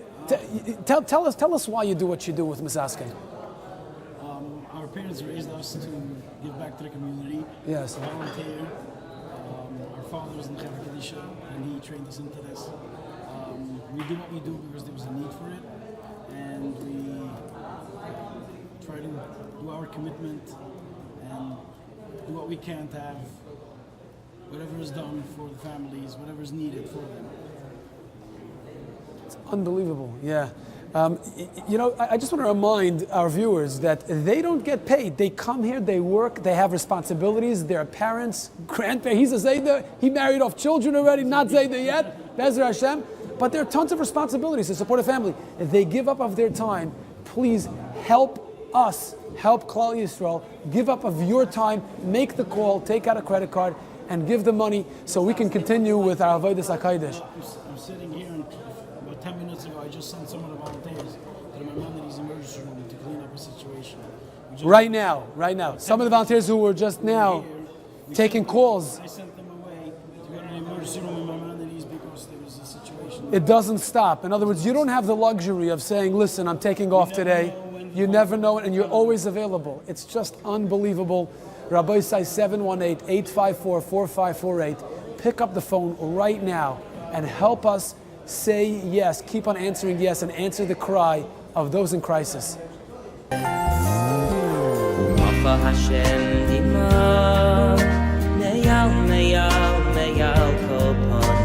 Vecher pasamoy yosir meyakolodes Umacha Hashem dima meyal kol panim Vecher pasamoy yosir meyakolodes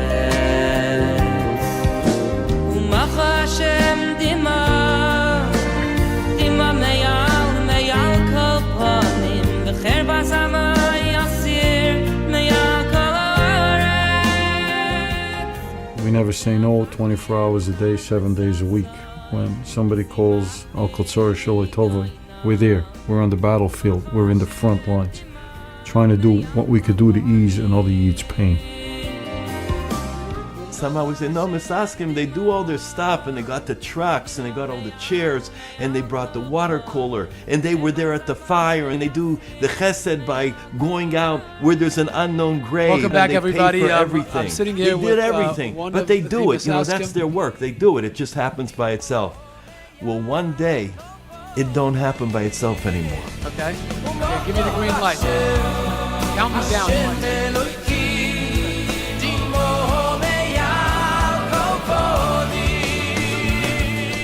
We're ready to step up to the plate and do what the Eibishter benched us that we could do to help Klal Yisrael.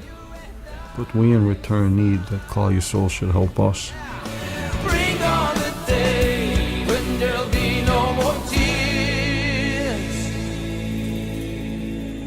But we'll never cry again. Welcome back, everybody. I'm sitting here right now with one of the volunteers of Misaskim in Williamsburg, Reb Shmuel Rosenbaum, who came in to the headquarters to share with us what it's like to work for Misaskim and why do you do, I was just now in the other room at the call center and I was meeting and I was interviewing many of the volunteers and people give up of their own time. Somebody's a kohen, he can't even go into the Beis HaKvudas. They do whatever they can. They don't get paid for it. You don't get paid for it. They simply volunteer to do chesed. Tell me why Misaskim and why do you do what you do? Chazal say in the Mishnah, schar mitzvah, mitzvah. What does that mean? The schar for the mitzvah that you do is the satisfaction of the mitzvah. I'm not here to say any debate, but unfortunately, the advantage of doing mitzvah and such a mitzvah, chesed, shel emes, that's the truth. As Rashi says, the schar is the mitzvah itself, the satisfaction. You get a certain satisfaction of knowing the person is not here anymore. They're not with us. They're auf jener Welt, and they look down from above, and they, of course, they're Meilitz Yosher. They say good things about you. Automatically, that gives you the strength to go on. It's not always so comfortable to see the gruesome scenes. Unfortunately, not everything is about that, but we have a very wide spectrum of services that we do. Me personally, as being a dispatcher, it's sometimes extremely challenging. You don't know what's the other side of the call, the other side of the caller. And, it can be from so many, variety of things. It can be from Misaskim and Machayim. We have this Gemach Nechumim that we all use to give out for Avelim. That's for Mason, but we also utilize that equipment for Chaim. So the phone calls can sometimes come in. I just was dispatched, I think it was this week actually, there was Loyaleni, a cancer patient, a patient with Yana Maisa that came here for treatments. And they rented out an apartment here in Borough Park. And the apartment didn't have any air conditioning. So they called in to see if we can have air conditioning. Within 5 minutes, we had a volunteer there delivering an air conditioning just to relieve some pain for a choyle. So, we are imachayim in the first part of it, and sometimes we have generators that sometimes are, for life-saving equipment that we have. What else? There's anything and anything, that needs for Klal Yisrael. There's, it's a good professional organization that has so much expertise. All the volunteers, they're, whichever criteria they're in, they choose when they come in as a volunteer what they want to participate in. They all get, phenomenal training. They're experienced in what they do, and they're ernst a lot. They're really, you went outside and you showed for the audience what they are. These are choshaving a lot. Some are malamdim, some are magachirim. Of course, business people, and they spare from their own time. So that's basically the chizuk and the sipik that each and every volunteer gets. It's not easy, and these things can sometimes take so long. Going on a difficult call, which is it's called a DOA. That means dead on arrival, person's niftar at home, and there's no relatives. It can take hours. The first phase is till the medical examiner gets there, the investigations. The volunteers, it's not like you just do something. Everything is chashuv, but this is like so much koiches, and at the end of the day, the satisfaction is mamash the mitzvah itself. So to answer your question, that's what drives us volunteers, and and of course, such a night when there's a fundraiser and everybody chips in and gives us the chizuk and the support, that will, of course, give us a better boost. So, we all ask you, everybody out there, just dial in 718-854-4548 and join us, join the team. It's not always you can do it, so let others do it for you. And if you want, Rabbi Gold, you can ask me. We have a whole bunch of, the cremation aversions that we keep on doing. Yeah. Unfortunately, Klal Yisrael, there's never people that are poor, don't have the means for it, or there are people that are simply not educated in the fact. And we get this very often. The cremations loyalani is a very, continuous phone calls that comes into us. Another thing that's very important, the elderly, we sometimes we come to a scene of loyalani, someone's nifter, and there's no doctor to be seen. It's very hard for us to gather information with the first process.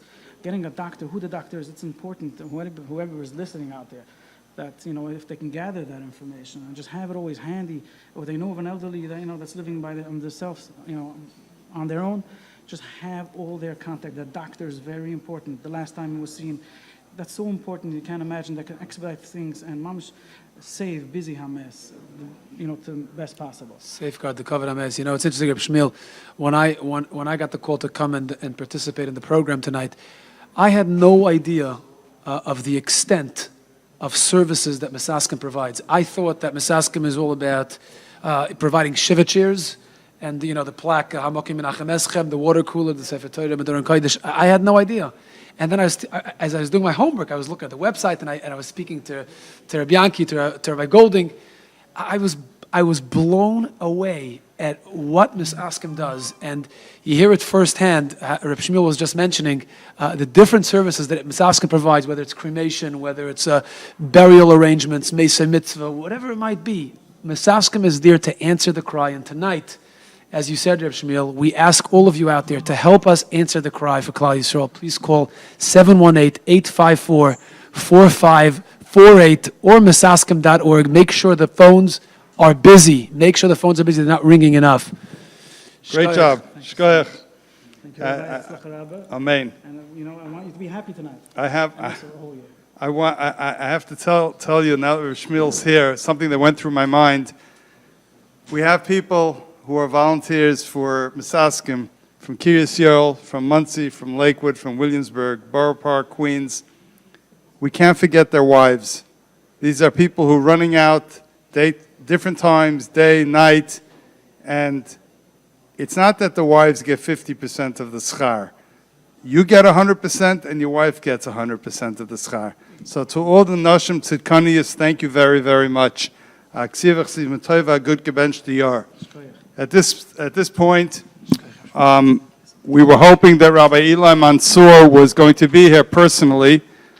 He had a conflict, unfortunately, was not able to be here, but he did take the time. He wanted to give a message to the entire community and certainly to the community in Deal and the Syrian community. Rabbi Mansour, who is a rabbi in Brooklyn, a rabbi in Deal, he has a short message for us that was pre-recorded this week, so please focus your attention on Rabbi Eli Mansour. Good evening, gentlemen. Rabbi Eli Mansour speaking. Congratulations on tonight's event for an organization that's very dear and near to my heart, as well it should be to everyone, and that is the Misaskim organization. It's a great organization of monumental importance to the Jewish community, involved in doing not just chesed, but the most difficult type of chesed that most of us would shy away from and would love to delegate it to somebody else and clearly not be the one to volunteer. You're dealing with, God forbid, death. You're dealing with, God forbid, tragedy. You're dealing with, God forbid, things that are not comfortable to look at and to talk about and to see. And these superhuman volunteers, that I know many of them personally, I know them because I study with them, I learn with them. They're doing the job on behalf of us. They're our proxy. I don't understand for the life of me why this organization is strapped for money. Organizations like this, they're above politics, they're above division, they're above hashkafa, they're above any divide that causes other organizations to suffer monetarily.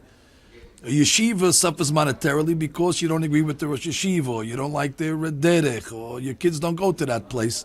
I understand that. I understand why synagogues suffer, because why should I give to a synagogue that I'm not a member of? So you're limited to the members of that specific synagogue. But again, for the life of me, I don't understand why Misaskim that it's not a hashkafic organization. It's not an organization that has any ideology. It's just built on Hesed. As far as I know, every part of our community, unfortunately, is subject to death. Bar minan, lo alena. We don't wish it on anybody, but tragedies happen across the board. So therefore, this organization should be flush with money, especially knowing what the Torah's opinion is on giving money to Hesed Shel Emet. And if you don't know what the Torah says, I'm going to tell it to you now. And I think it's appropriate to know this before the high holidays. There's a saying by Shlomo HaMelech. Shlomo HaMelech says that Malveh Hashem Honen Dal. That when a person gives charity, he's actually lending God the money.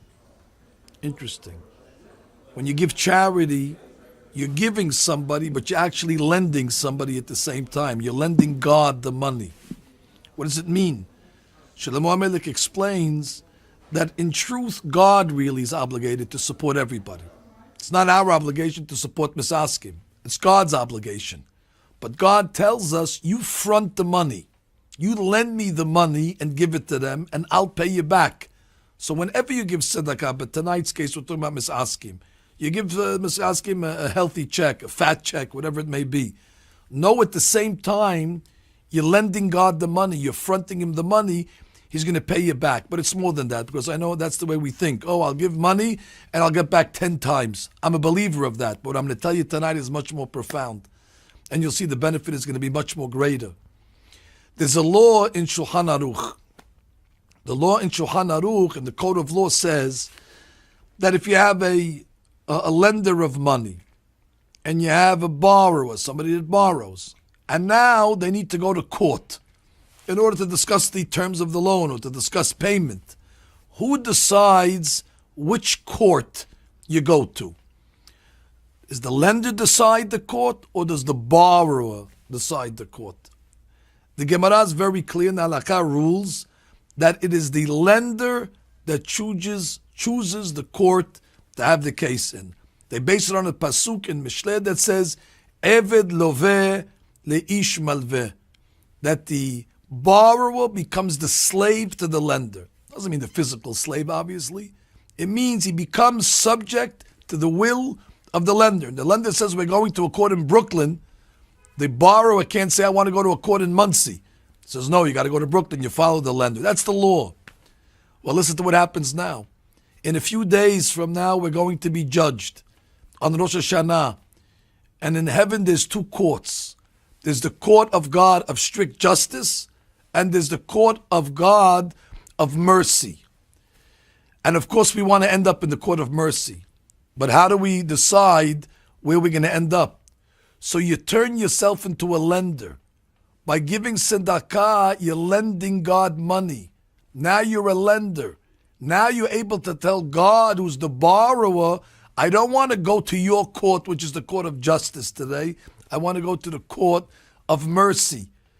And once you get to the court of mercy, so then already all the blessings and all the prosperity and all the good things come out of that court. So here's a segula. By giving some money to Misaskim, you're moving your case out of the court of strict justice, and you're moving your case into the court of mercy and bounty. That's the law of Shulchan Aruch, and God follows the law. And therefore I say, do yourself a favor. If for nothing else, if this Hesed doesn't talk to us for our own self-preservation, that we should have a good inscription for good life for us and our families, God has given us the greatest opportunity. Don't give Misaskim anything tonight. Give God the money tonight. Lend God a lot of money, and then make sure on Rosh Hashanah you remind him of it, and tell him to move your case to the court of Chesed v'Rahamim. And then I have no doubt that our good friends, with the money that you're giving them, they're selfless people. I don't know the statistics. I know there's no overhead. They're not wasting any money. All the money is being spent in order to alleviate the pain of people that are going through tragedy. I see it. I know it firsthand. Yankee's in my house. Unfortunately, a lot of times when we're discussing and strategizing on sad situations that happen in the community, how to go about it, whether it's getting dental records of somebody that was burnt in a fire, and the only way to identify them is through a dental record, and he's figuring out how to do that as well as going to the morgue late at night or caught somewhere on a highway in the middle of nowhere in order to pick up body pieces of somebody that was in a motor vehicle accident, and 1,000,001 things in between, that they're so humble, these guys, and so confidential, that even as a rabbi, that we have confidentiality, he won't let me know what it is. Everything is done with great discretion and great sensitivity. It seems that God knows exactly who to put in what position, and he couldn't have put a better man and a better team of guys running the organization. To the members that came tonight, part of Misaskim, I bless you, that God should give you strength, strong-mindedness, ability, that you're able to continue to do your work. And I pray that we shouldn't have this dinner anymore. This is a waste of time. Everybody should know that this organization needs money, and they should give them the money. And if you don't see that they should get the money, at least lend it to God. And Be'ezrat Hashem, it'll serve you well in the community as well. Amen. Ken Yirasona. Shana Tova Umborechet. Amen.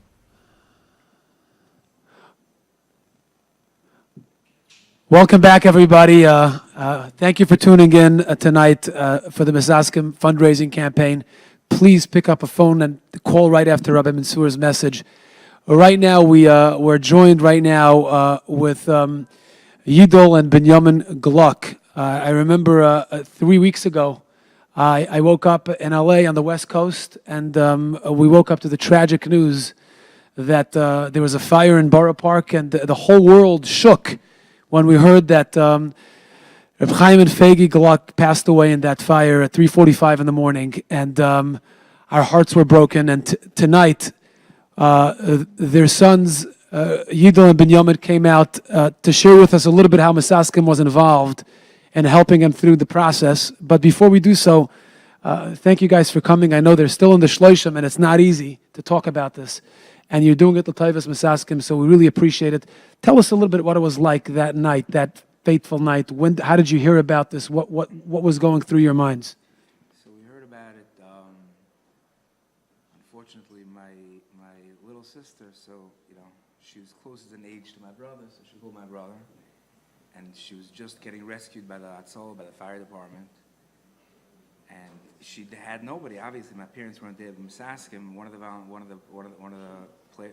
Misaskim volunteers, were there with her. We came from Lakewood, so the whole way from Lakewood to Brooklyn, he was standing with her, and she was using her cell phone. The whole transaction was just the dedication of this gentleman from Misaskim. He really, and that's till we got to the hospital. And from there, straight on to through the whole process. They without them, we would have. I'm saying, you can't even imagine all the little details and all the pratim that you don't even think about it. Unfortunately, until somebody's in such a matzav, there's thousands and thousands of little things that have to go on, have to be ironed out, and they take care of everything behind the scenes.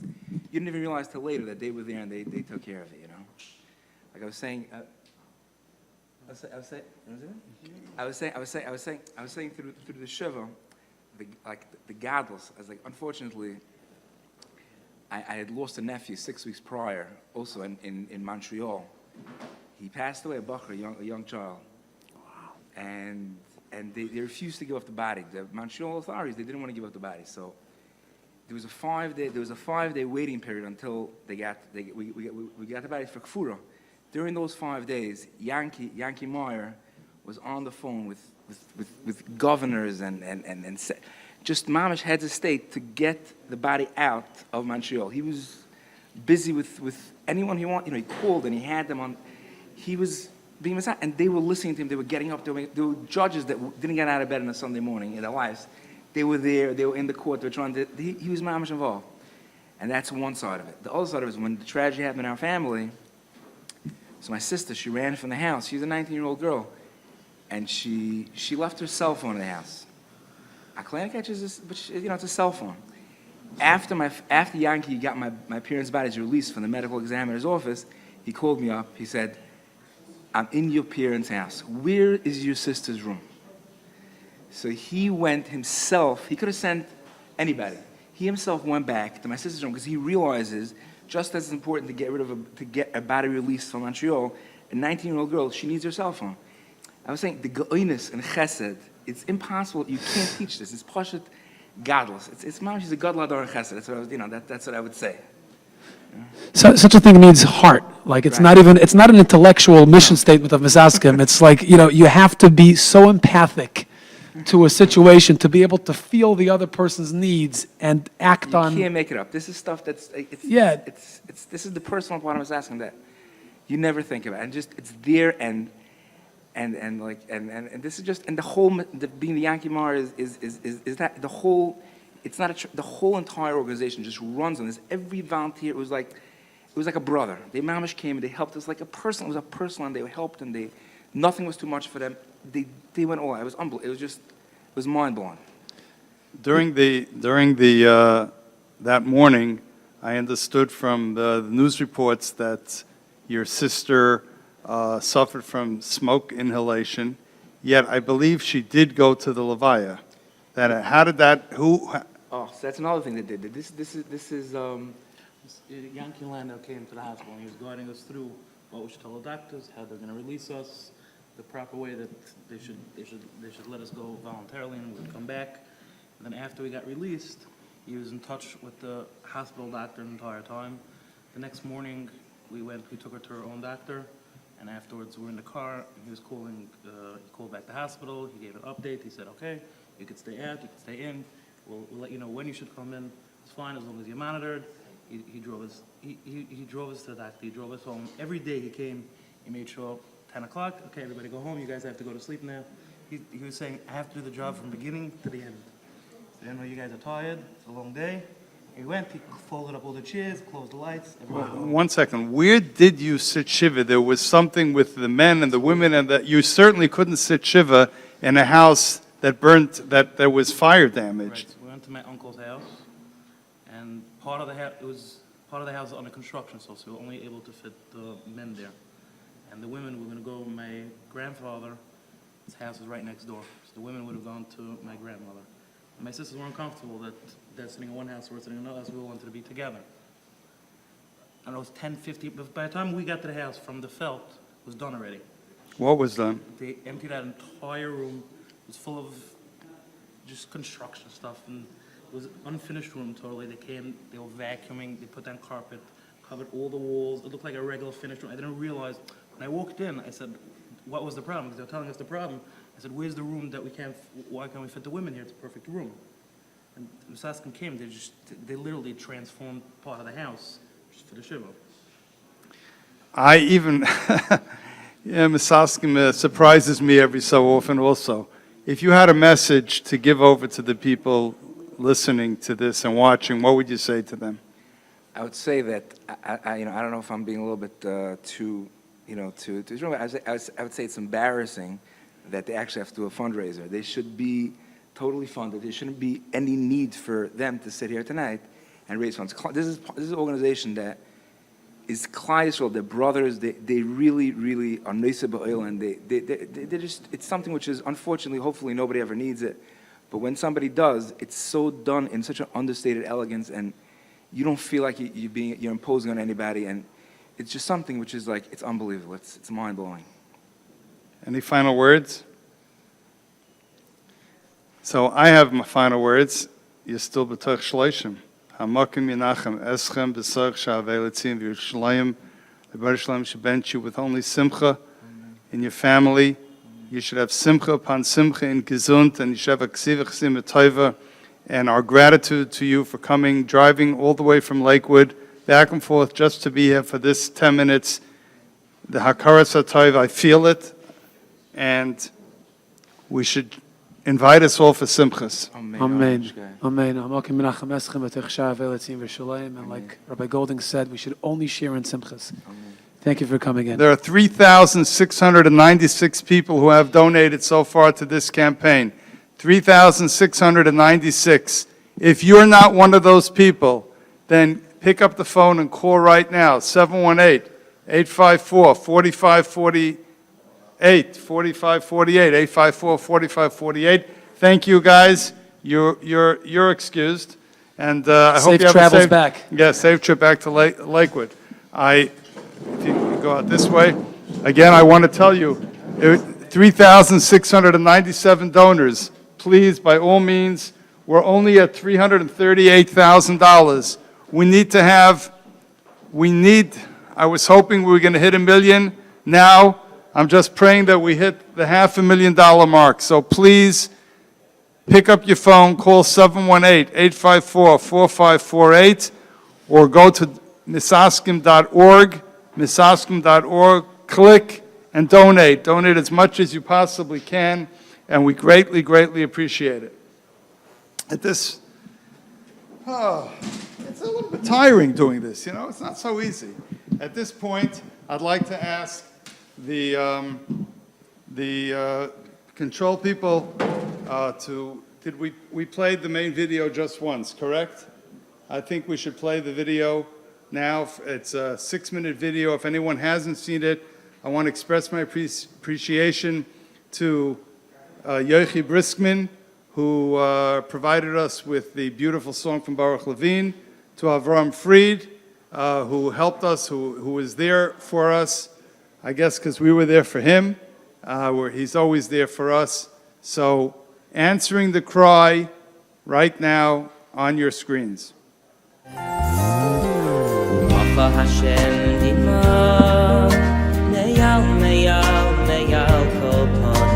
Vecher pasamoy yosir meyakores Umacha Hashem dima meyal kol panim Vecher pasamoy yosir meyakores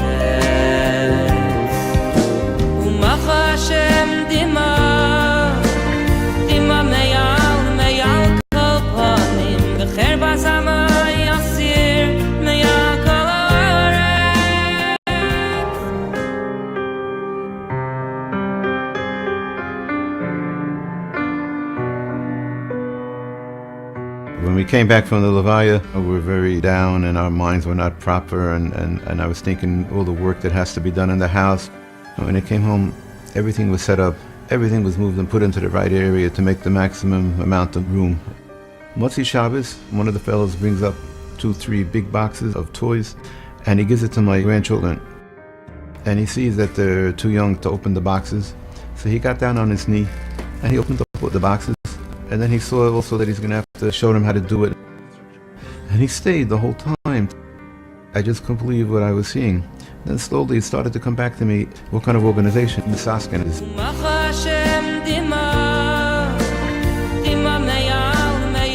I was nearing the end of my dispatching shift, and we got a call from somebody in Borough Park saying that she has a Russian neighbor whose son passed away in Schenectady.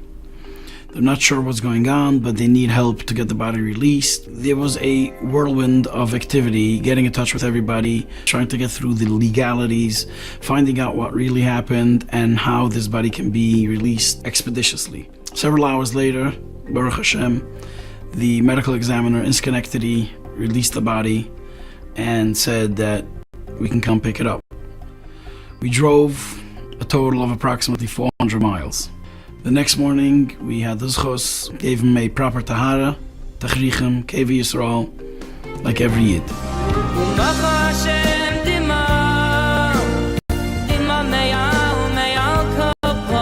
There have been many cases where tragedy strikes.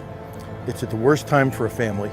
You've got a loss of life, and a lot of times it happens at the worst possible time, 3 in the morning, on a weekend, on a holiday. Misaskim never fails to come, and they make it go so much better for the family, and they're of such assistance for us, for our people to learn and to be told how do we need to proceed on this issue.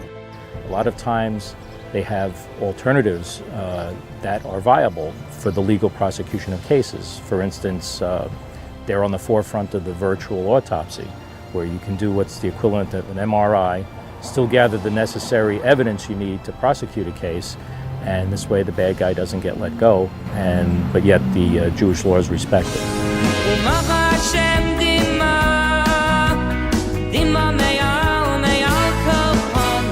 Misaskim goes to do the work in Klal Yisrael that is the most difficult. We never expected to get a phone call of a young mother who had both her arms and both her legs amputated. We couldn't go on. That was a day that anybody in the office needed strength. We were the ones who were tasked with burying these Evarim. This is a story that'll stay with us forever.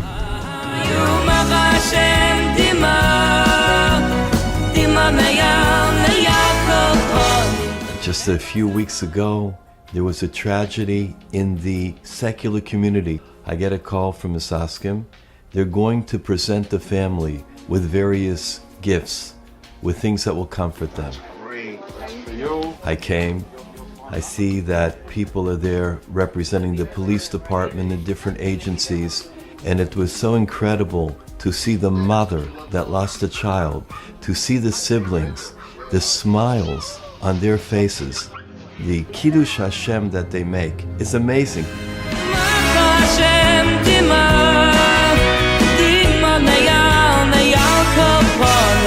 Running around the world and singing on big stages is wonderful, but the most meaningful is clearly to be able to sing and bring a smile to the faces of young children who are broken. As a singer, I have the zchus to bring joy to a yosim, to a yisoima through singing. Misaskim, without fanfare. I wouldn't say bring joy, but they bring comfort and dignity to those who are mourning. Many times where they've arranged for huge shuls packed with families, and they say nishmas and the davening and the heart-wrenching cries that go up to Shamayim. I'm surprised Mashiach hasn't come yet, just from those tefillahs alone. When you think of your children. We never say no 24 hours a day, 7 days a week. When somebody calls Al Kotzor Shalei Tovei, we're there. We're on the battlefield. We're in the front lines, trying to do what we could do to ease another Yid's pain. Somehow we say, no, Misaskim, they do all their stuff, and they got the trucks, and they got all the chairs, and they brought the water cooler, and they were there at the fire, and they do the chesed by going out where there's an unknown grave, and they pay for everything. They did everything, but they do it. You know, that's their work. They do it. It just happens by itself. Well, one day, it don't happen by itself anymore.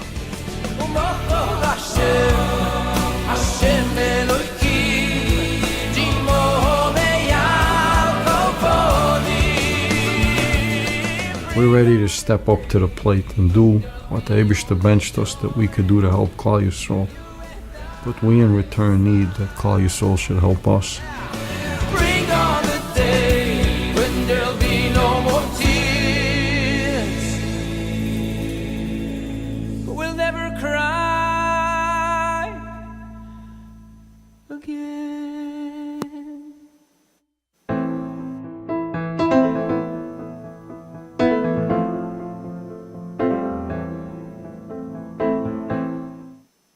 Welcome back, everybody. I have to be honest that I came in from Los Angeles to, inspire and push everybody to donate to Misaskim, and I feel like Bossi Lechazik, I came to be Mechazik the Oilam, but I'm leaving this Chazik, and I feel like I'm sitting right now. I know that Rabbi Yanki Meyer, who started Misaskim, and he is actually the head volunteer. I'm going to call him volunteer because he doesn't take a salary for this. He donates all of his time, 24/7, to Klal Yisrael. I feel like I am sitting in the presence of greatness, and I'm humbled. I have the opportunity right now to speak to Rabbi Yanki. He shuns away, he shies away from any publicity, but this is a Messiah's message for Rabbi Yanki to sit here. Rabbi Yanki, if I have you here, can I ask you first, what gave you the idea to start Misaskim? I mean, people have been sitting Shiva for thousands of years without an organization like Misaskim. When did you realize?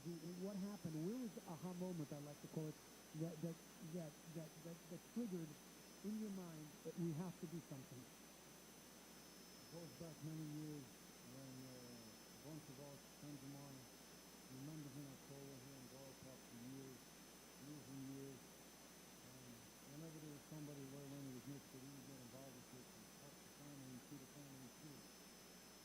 And as things developed, it was always we would get the phone call, through the Jewish grapevine. If you have to find, who gets involved with this, people would call Torah, they would call strangers, people that knew, things would work. And until it came to a point where we were, completely at a point where we decided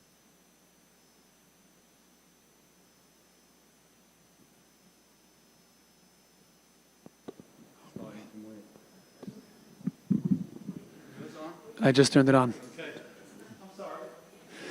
This is, I find this absolutely amazing, Rabbi Yanki. I spent 2 minutes eulogizing and introducing Rabbi Yanki Meyer, who I'm interviewing right now, the head of Misaskim, and he had asked me before the program, don't give me a hesped, and I was talking about him, and the microphones were off. Kadosh Baruch Hu was telling me, don't mess with Ritzoin Yirei of Yasa. So I'm not going to repeat what I said. Rabbi Yanki was just talking about, he was mentioning about what spurred, what triggered, and what led to the founding of Misaskim. So Rabbi Yanki, go ahead.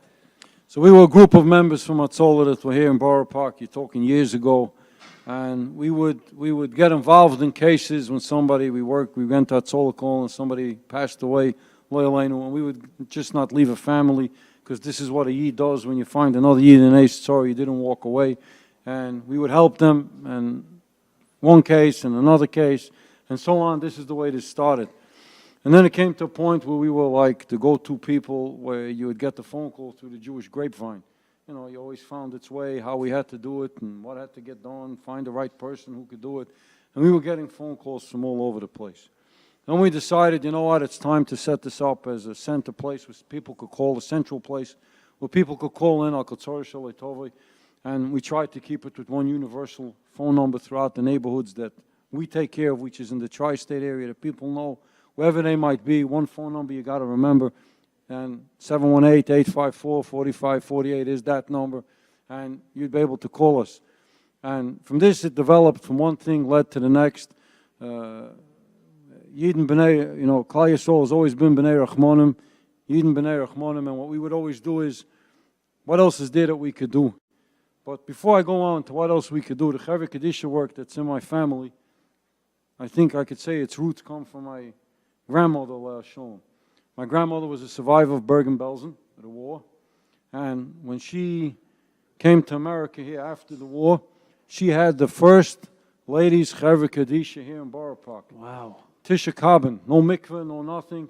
We had in our garage where we lived, there was still Tisha Kabin, the kalim that were done for Tisha Kabin was still in the house by us. And I remember it vividly, cases that she did and what had to happen. This was my grandmother with a whole team that used to go around making taharas in people's houses. And this is the roots where we get it from. But from there we started, we decided that it's time that this gemach, to open up this gemach and see what people could do. You always had to look for chairs and Sefer Torah and whatnot. And basically it became a runaway train. Neighborhood by neighborhood, faster than you could imagine. And before you know it, we were covering every neighborhood. Now, the Oilem thinks that this happens by itself, like Rabbi Goldwasser said. I beg you, stop and think for a minute. What does it cost us to have 9 warehouses, some big, some small? Does anybody ever stop and think we have 17 vehicles, all types of vehicles to stand up to the plate in situations that we have to? What do you pay for insurance for your car a year? And times that by 17 plus. We have volunteers that are driving, the insurance rates are higher. Commercial vehicles, the insurance rates are different. The insurance bill alone that we pay a year on our vehicles is probably close to $80,000, just insurance. So that when we bring a chair to somebody that's sitting shiva, we got to pay all of this. And at the end of the day, that's only a drop in the bucket. What's about paying the rent of the warehouses? What's about paying for the staff in the office, which hundreds of people call the office every week, just that we should be able to get the shiva listing in the newspapers and on the websites, that somebody should be able to pay a shiva visit to a family. All these things cost money to do, and we need the Oilam's help to do it. It's now's the time. I beg you, step up to the plate. We're trying to reach this goal tonight. We're still far out from where it has to be. Take a minute. Do it for the Misaskim volunteer that broke his head to help you in the middle of the night, in the winter, in the rain. Do it for the people in Misaskim in the office that are always there for you. Why not show a little bit of a Koros HaToiv? Wow. Lamaisa, Misaskim, what you just mentioned, the costs, that's just of providing the shiva chairs and the insurance and all that stuff. Misaskim evolved into something so much bigger than just what most people think is, providing the necessities to homes, to Beis Avelim. We talk about, stopping cremations, autopsies, developing relationships with government officials. We're talking about, Meisei Mitzvah. Talk to us a little bit about, how it evolved into something so big, and you're filling almost every single need that surrounds tragedy and crisis that is unheard of. How did it evolve into something so big, and particularly about Meisei Mitzvah? The issue with the Meisei Mitzvah is, again, we became a central number where people could call. People that have problems, people want to know, what am I supposed to do? You have people, Bali Tshuva, that their parents weren't from, and they left in their wills that this is what they want to be done to them, Lachamei Vasrim. And at the end of the day, a lot of times these things might be ordered because it's a financial issue, and we get these phone calls. While this whole campaign was going on Tuesday in the office, we got a phone call of somebody was by the door of the oven to be cremated. When we got the call to get involved with it, and we got involved with it, and we talked the family out of it. It was a money issue, why they wanted to do it. And at the end of the day, yesterday was the Levaya, and the person was brought to Kivrei Yisrael right next to his parents, talking about Kivrei Ovis, right next door. He's a Yid. It was a Yiddish neshama. We got the phone call. Now, we don't do this always by ourselves.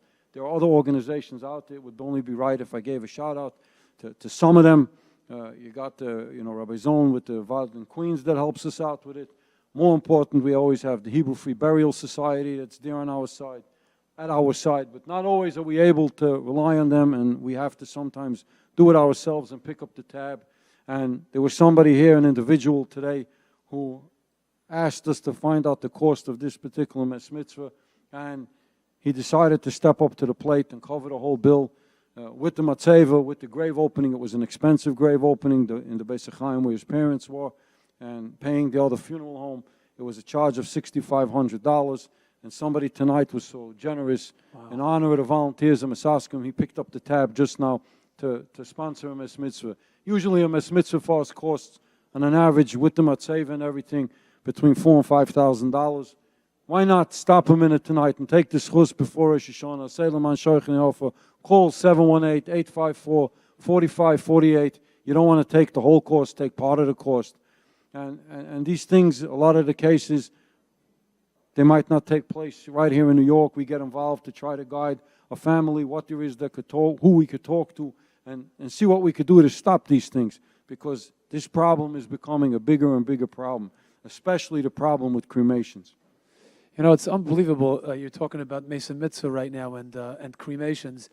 I got a phone call a few weeks ago from a family who called me. They wanted to share a story with me so I can write it up and be mefarsam it. And it happens to be, it was right after Rabbi Golding called me. You called me to come and host the program, and the story was about a Meis Mitzvah. And it was about money. It ended up being, it boiled down to money, that the family didn't want to spend the money for the burial, which costs money, the matzeva. And they, it's easier to cremate the body, and that's what they were. That's what they're inclined to do. it's unbelievable. Most of the time, does it boil down to money? Is that what it is? A lot of times, because you were just mentioning a case also, the body was mamish by the oven, and it was money. It was the money. It's not, unfortunately, it's not always the money. A lot of times you have people that just, this is for whatever reason. We had a particular case where we got a phone call from a rabbi who got a phone call from a medical examiner, I think it was in North Carolina. Yeah. And he said he had a case laying on the table by him, an iftar was laying by him on the table, and when the person died in some trailer park, and when they took a look at they undressed him, they saw a number on his hand from Auschwitz. And the medical examiner, a non-Jew, living somewhere in North Carolina, opened up a phone book to look for a rabbi that should help me here. And the rabbi contacted us what we could do to help him.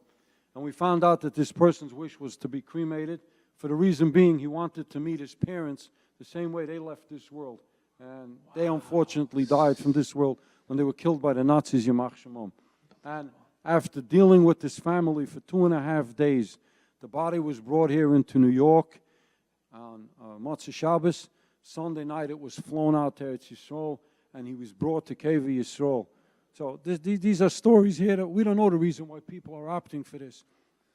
Just this week we got a phone call from somebody from a medical examiner, that a case that they got involved with somewhere in New York, and they said about that he sounded Jewish, if we could help him locate some family members, which the volunteers got to work on, and they did. And at the end of the day, also, his levaya was today. The family, unfortunately, he lived by himself, but the family had no clue that he passed away, and we were very instrumental in trying to find the family. But on a different note, you talk about the cost, what involved in Misaskim. Some of the programs that we do, and I'm going to talk about it for another minute or two. At the end of the day, people go spend, Yontif's coming up now, Chalamoyed Sukkot is here. And I just give you one example, right? Everybody goes and takes their family out and spends a day with their family. Who stops for a minute here in the neighborhood and says, you know something? There are Yisoimim amongst us that don't have a father that could drive them to the park or drive them on that trip or can't afford to go anywhere and going to decide to spend a Chalamoyed with them. We stepped up to the plate and we filled that void. What started the first year of us having 200 Yisoimim, last year's Sukkot we had 600. That's a day that cost us almost $90,000 between the shows and the meals and the band and everything, the buses. Why do we have to break our heads to raise that money when we're doing it for you? 8 nights of Hanukkah, people have Mesibas, families, they get together, there's happiness and whatnot. This past year, Hanukkah, we gave out between $50 and $75 gift cards to 1,100 Yisoimim that lived right here amongst us in Borough Park, Flatbush, Lakewood, Williamsburg. 1,100 Yisoimim that got between $50 and $75. There's a camp fund that we have. There's a lot of other things that are being done that these things all cost us a lot of money to do it. No, Misaskim isn't rolling in dough. Like you said, most of the people that we ever serviced never gave us nothing. And they never gave us anything. And we really have to break our heads every step of the way. And, it's not the way it should be. And that's why we had to opt to make this big campaign right here before Yontif, that we have to turn to the public. I need your help to continue this. Bianchi, it's your heart is bigger than the wallet of Misaskim, and that's why we're here tonight. And this big heart is the heart we should all have. Bianchi walks around with the oil, thinking about the almanas, the Yisoimim, and he doesn't have the funds, but he says something has to be done and somebody has to step up to the plate. Bianchi, you're really acting on behalf of all of us. We should all be doing what you're doing. And I believe that with all my heart. I'm talking to you, I see what's going on. I can't believe that, we're sitting back and we hadn't thought about this. And, we're here to raise an awareness of what Misaskim actually does and to take responsibility by opening our wallets, taking out the credit cards, remembering tshuva, tefillah, tzedakah. Next week you say tzedakah, you'll be able to say it confidently, knowing you gave it to an organization that does chesed shel emes 24/7. Please pick up a phone, 718-854-4548 or misaskim.org, and donate generously. I wrote up this week in the Army, I said my first interview on a job, I forgot to wear my tie. I didn't put on a tie. The guy was interviewing me, very interesting. The first question he asked me was, and my wife was sitting next to me, and it was probably one of the most embarrassing moments of my life. He said to me, he said, Yoel, he said, where's your tie? I said, I just came from the mayor. I came from Koilo. I don't have a tie. I don't wear a tie. He said, you mean you came to impress me and try to get a job, and you didn't put on your best face, you didn't put your best foot forward, you didn't put on a tie? And he blasted me nicely, and then he said, Yoel, I like you. I never want you to forget. Don't show up without a tie to an important meeting. And I walked away with my tail between my legs, and my wife and I were completely shocked. It was such a downer. And for months, it was traumatic. I never showed up to another meeting without a tie. I guess that's why I came without the tie. Without the tie. That's why, to make sure. But I got to tell you, Rabbi Yanki, that from then on, I always wear a tie. And I'm thinking, I wrote this week, I said that you have the most important meeting in your life coming up next week with HaKadosh Baruch Hu. It's a job interview. You're asking Hashem to give you a job in this world for the next year. You should be able to continue with whatever you do. You got to wear a tie. Tie, I mean in the figurative sense. You have to come to HaKadosh Baruch Hu and say, listen, I stretched myself. I bent over backwards. I went out of my comfort zone. And you can use this tie figuratively of calling Misaskim and donating generously and coming with the schus of tzedakah for Misaskim, and b'schus you will have eksiv v'chasim tov and agit geben shtir. Rabbi Yanki, thank you for coming on and sharing with us the behind the scenes of Misaskim. Thank you. Thank you.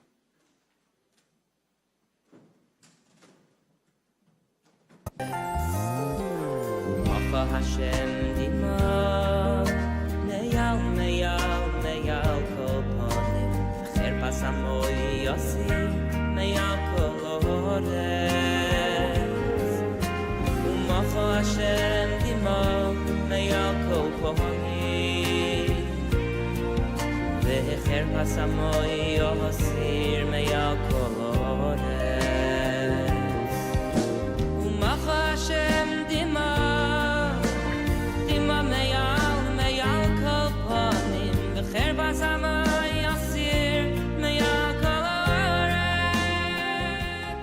We never say no 24 hours a day, 7 days a week.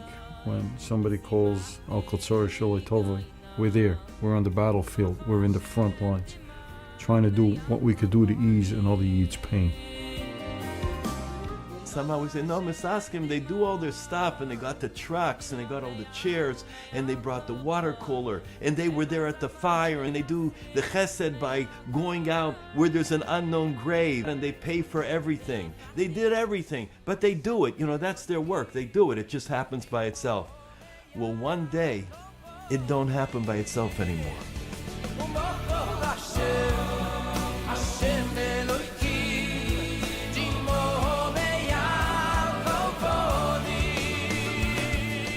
We're ready to step up to the plate and do what the Eibishter benched us that we could do to help Klal Yisrael. But we in return need that Klal Yisrael should help us. Bring on the day when there'll be no more tears. We'll never cry again. Welcome back, everybody. We have the honor and privilege right now to sit here with Harav Reb Lezer David Rappaport, who is the Rav of Kahal Azin Avram Yaakov in Flatbush. And the Rav has been with Misaskim from the start. And we asked the Rav to share some divrei chizuk and share some of his thoughts about Misaskim and about tonight. So as you just heard, I'm involved from the first moment on since the organization's inception, and therefore I am tied to the organization, belev, benefesh, not only to what they do, but to the people that organized it and that are taking care of it, and we're all very, very close. The only reason I'm here is just to express my inner emotions about supporting such an unbelievable organization. And it's impossible, even in a nutshell, to describe, as you probably already heard and know, exactly what the level of the chesed and the rachmim that is practiced by this Mordechai organization, and especially with such Mesiras Nefesh and such Übergegebenkeit to feel for another Yid. I said in Besmedrish last week that we know that the Yidden divided by Har Gerizim and Har Evo, and on Har Gerizim we had Shimon, Levi, Yehuda, and Yosef and Binyamin, and Yisachar as well, which are basically from the Bnei Leah and the Bnei Ruchel, six of the Shvutim. And the other mountain, Har Evo, had the Bnei Hashvuchas, as we would say, Gad, Usher, Dan, Naphtali, and added on to that the two leftover children of Leah, Reuven and Zvilin. And the Ibn Ezra brings over there that the Bnei Hashvuchas need Shmira. Bnei Hashvuchas is meramas to those dairas, unfortunately, that are going through nisyonas and problems and surahs. So Moshe Rabbeinu put together with them the Gudel and the Kuten of the Bnei Leah, Reuven and Zvilin. So I said last week from the Arigas Abaysim, Zvilin we understand, because Zvilin is the one that's out in the world between Yisachar and Zvilin. He's the one that's going to be able to give chizik for those Bnei Hashvuchas. What's Reuven's purpose of being there together with them? So the Heilige Arigas Abaysim, Reuven is the one that tried to save Yosef HaTzadik, as we all know. He was not Matzliach. Still, the Torah Gdosha writes on him, Vayatzileim Meyudam. The reason for this, Zug the Arigas Abaysim, is because Reuven just showed Rachmunas. He showed Rachmunas on Yosef. And these are his words. When a Yid shows Rachmunas for another Yid, even though he's not able himself to finalize what he wants to do, but in Shemayim, the wheels begin to turn. The Rebbeinu Shalom just has to see that one Yid has Rachmunas on another Yid, and that already does the trick, that the Rebbeinu Shalom takes care of the rest. That's why Reuven had to be together with those Bnei Hashvuchas. In any situation when a Yid has a problem, as long as there's another Yid that is showing Rachmunas and feeling a hergish of Rachmunas, that already in Shemayim begins the Yeshia for that Yid. Kal v'chaymer ben benoy shel kal v'chaymer. If the person that's showing the Rachmim and the hergish of Rachmim is not only remaining with a feeling, but he does, and the Maisa that he's thinking of, he finally completes for that person, it's impossible even to measure and to express what that means in Shemayim. Anyone that's able to be a part of that, anyone that's able to be mishtatif in that, financially, physically, the gewaldige schis that's involved in that. I must tell you a story just happened a few months ago. A few months ago, I was zeichet to make chasana. My son was after Shvias. We were sitting by Sheva Bruchas in a hall here in Borough Park, and I get a text message from one of my gabuim over there in the Chevra Kedisha. One word message. Goises, that's what the message said, which automatically meant that I should call him and find out what's going on. I called him, and he told me he just wants to know when the proper time is to say the proper tefillas and the proper psukim for this person. So I asked him some questions, what's going on, and I realized that it's a teugnish, it's atat. So I told him right away, chaparan, because you don't know what's going to happen, right away start saying those psukim. Okay. I put down the phone and I went back to the Sheva Bruchas. I had a few Rabbunim over there sitting, and he calls me back, this Gabba, and he tells me he doesn't have the pamphlet with him, so if I could remind him what has to be said. So they're all sitting there, and I'm talking on the phone, and I'm telling him, Shema Yisrael, and Oleini L'Shabeach, and Burich Shem Kavoid, this is Sheva Bruchas, okay? And I'm telling him, Burich Shem Kavoid Malchisai, and I'm telling him all these psikim, and these Rabbunim realize that I'm talking about such a situation, and they're all looking at me, but what's the difference? You have to do it. So I told them all the psikim, and Nishmas, you have to say Nishmas also with such a person. And I put down the phone, that's it. 10 minutes later, he sends me the text message that it's all over, Nebuch, Burch Dynamis, on this Yid, but he was Zoiche to leave this world, mitoch Nishmas. When they were saying Nishmas with this Yid, that's when he had Yitzias Neshama, that's when he was nifter from this world. I don't know if the Olam knows, but it says on Gevaldige Tzadikim, what a Gevaldige Schiz that is for a person to go away from the world, B'shas, saying that Nishmas, so they were saying it for him, whatever, but it was a Gevaldige Schiz. The story is not over. A minute later, he sends me another message. This was a longer message. And he says that his nephew just told him, the nephew of the nifter just told him, that it's very appropriate that his uncle was nifter mitoch nishmas, because in the war, in the Holocaust, when he was in the concentration camp, he was part of the group that had to take care of the mass graves, and he did everything in his power over there that those Yidden that he lined up Nebuch in the mass graves, he should do it b'derech kuvit. He tried to get some water in order to wash them off. Whatever he was able to do, he did for the kvoid of those nifturim. And that was a proper way, midde keneged midde, that the Rabbi Shalom showed. Such a Yid, he's going to go away mitoch the capital of Nishmas. Mamish, I started to zitter when I read that message.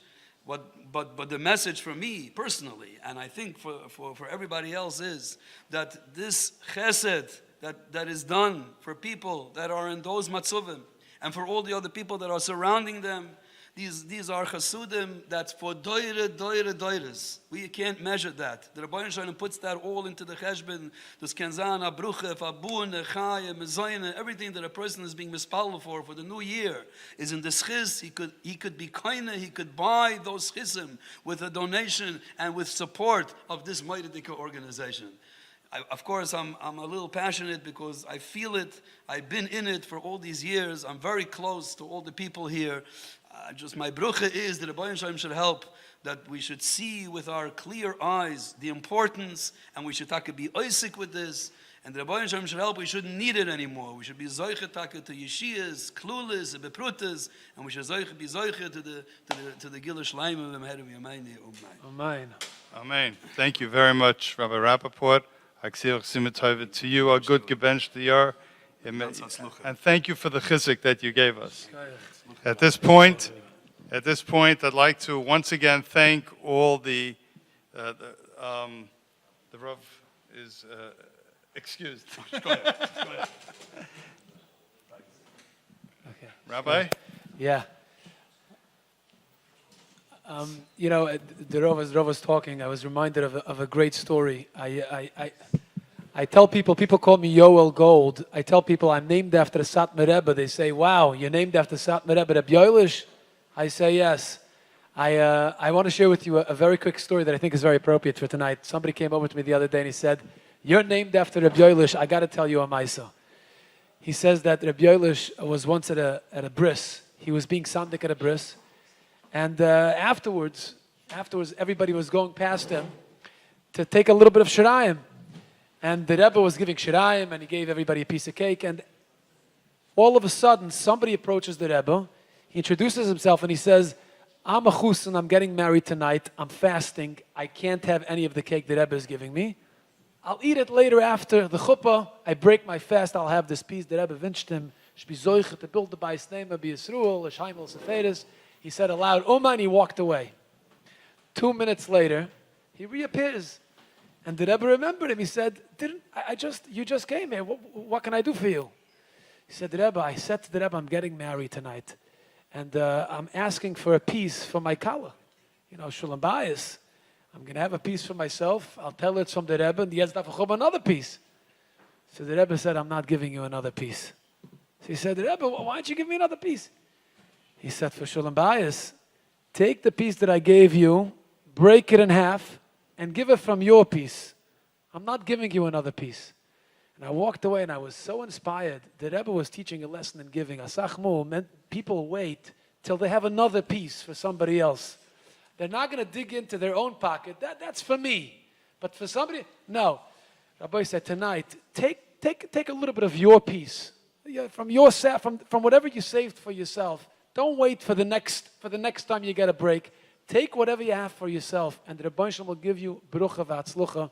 Right now, we're joined with one of the Misaskim volunteers of Lakewood, Rabbi Yechiel Kasirer, who's here with us. He's a driving force of Misaskim in Lakewood, and it's a tremendous chos. He came in special to be with us here tonight, and Rabbi Yechiel, I'm telling everybody the entire night, I'm blown away. I'm the one who's inspired, talking to everybody. It's just incredible. What can you share with us about Misaskim? What goes on in Misaskim in Lakewood? Thank you, Rabbi Gold. Thank you to, first and foremost, Rabbi Yankee Meyer for setting up Misaskim. I've joined Misaskim Lakewood about 6 years ago, and I'd like to speak about Misaskim. It's limited to Lakewood, because that's what I'm involved with. What we do for those who are living, for those who are surviving the tragedy, those who are living through the tragedy. And case in point, it's usually the Almanis, or Yesaimis, and that's where we get involved as soon as tragedy hits. And the reason why I say tragedy hits, Baruch Hashem, the town that we live in, Lakewood, New Jersey, is a young town. Unfortunately, if a child passes away or if a parent passes away, it's a tragic situation. Misaskim Lakewood is a well-oiled team. We jump into action, and we're there for the family from the first moment that we're notified, and we stay with the family the entire Shiva. Our job is to keep the family together, to keep the family's dignity, and to keep it as a cohesive group. A couple years back, there was a young bacher that was nifter. He was, his levaya was in Eretz Yisrael. By the time the parents came back from the levaya, Misaskim was on the scene. We realized that the father, his business was in his house. He's involved in repairing all kinds of machinery. The house was in no condition for anybody to sit Shiva. Misaskim volunteers stood there for hours cleaning up the man's house, cleaning up his backyard, cleaning up all his bits and pieces of his business. We packed everything away. We took pictures of everything that we did because we knew that as soon as Shiva is over, we have to come back to that house and put every bit of machinery back, to put every screw back, to put every piece of sheet metal back in its right place. That's besides that we go into a house and we evaluate what happened there. Many times, unfortunately, parents that are sitting Shiva, Rahman al-Islam, were sitting at a child's bedside for months, sometimes even for years. They have not been home. The first time that they come home is to sit Shiva. The house is not set up for Shiva. We come in there, we see light bulbs have to be changed, the refrigerator has to be cleaned out, laundry has to be done, rooms have to be swept, beds have to be made. Today in Lakewood, we delivered to a base oval 15 beds. For family members that are coming in from out of town, from Eretz Yisrael, we delivered 15 beds.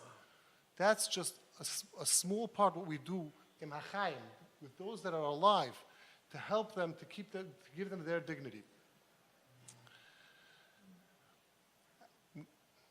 Be'ez Hashem, next week is Rosh Hashanah, when the Yom Tovim approach. And we all know, when Yom Tov comes, and Shabbos comes, we say, Hisnari me'yofer kumi. Such a beautiful part of Kabbalah Shabbos. And this is my message that I have the unfortunate schus to tell to every mishpacha of Avelim, every time when we're there, Erev Shabbos or Erev Yom Tov. I tell them this piece of L'chadaydi, Hisnari me'yofer kumi. There's a part of davening that the Torah teaches us. The Torah tells us how to be misabel and how to be misnachem. In Lakewood, we started a special program, and it's called the Erev Shabbos program. We will come in, usually it's after Chatzais, and if the family is during Shiva, or if it's Erev Shabbos or Erev Yom Tov where they're finishing Shiva, we take that house that was a base oval until that moment, and we turn it into a house that's roy for Kabbalah's Pnei Shabbos Malka. We will take out every bit of Misaskim branded chair, every table, the water cooler, anything that says Misaskim on it goes in the truck. Our volunteers will stand there for hours to make sure that the house is totally Shabbosdik. A couple years back, there was a young Kala in Lakewood that was very sick, and Rahman al-Islam, she was nifta from her machla. Her parents were sitting Shiva, and the grandparents had the unfortunate role of running the Shiva house. Erev Shabbos, 20 minutes to the Zman. We're talking about all our volunteers, Abali Mishpacha Kanainara. 20 minutes to the Zman. The house looked like as if it was ready for a Shabbos Shev Brachas. The table was set, the lecht were out, the bechers were in the right place, the furniture was back, Shabbos dik, the Shabbos Zaygas was set, the hot water pump was filled. Every child in the family got their dip, whether it was a tomato dip, whether it was their hummus that they liked. Mishpacha was bought, Ami was bought.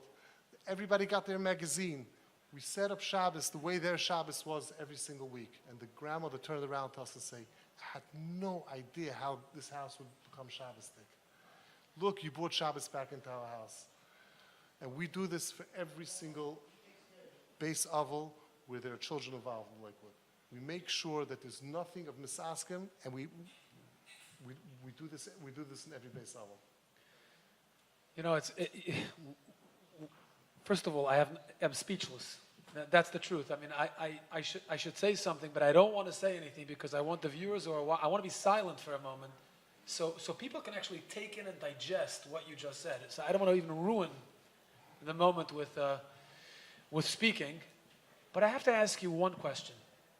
You're talking about details. You're talking about taking pictures, making sure that everything is back the way it was. Details of filling up the water in the urn for Shabbos, like details.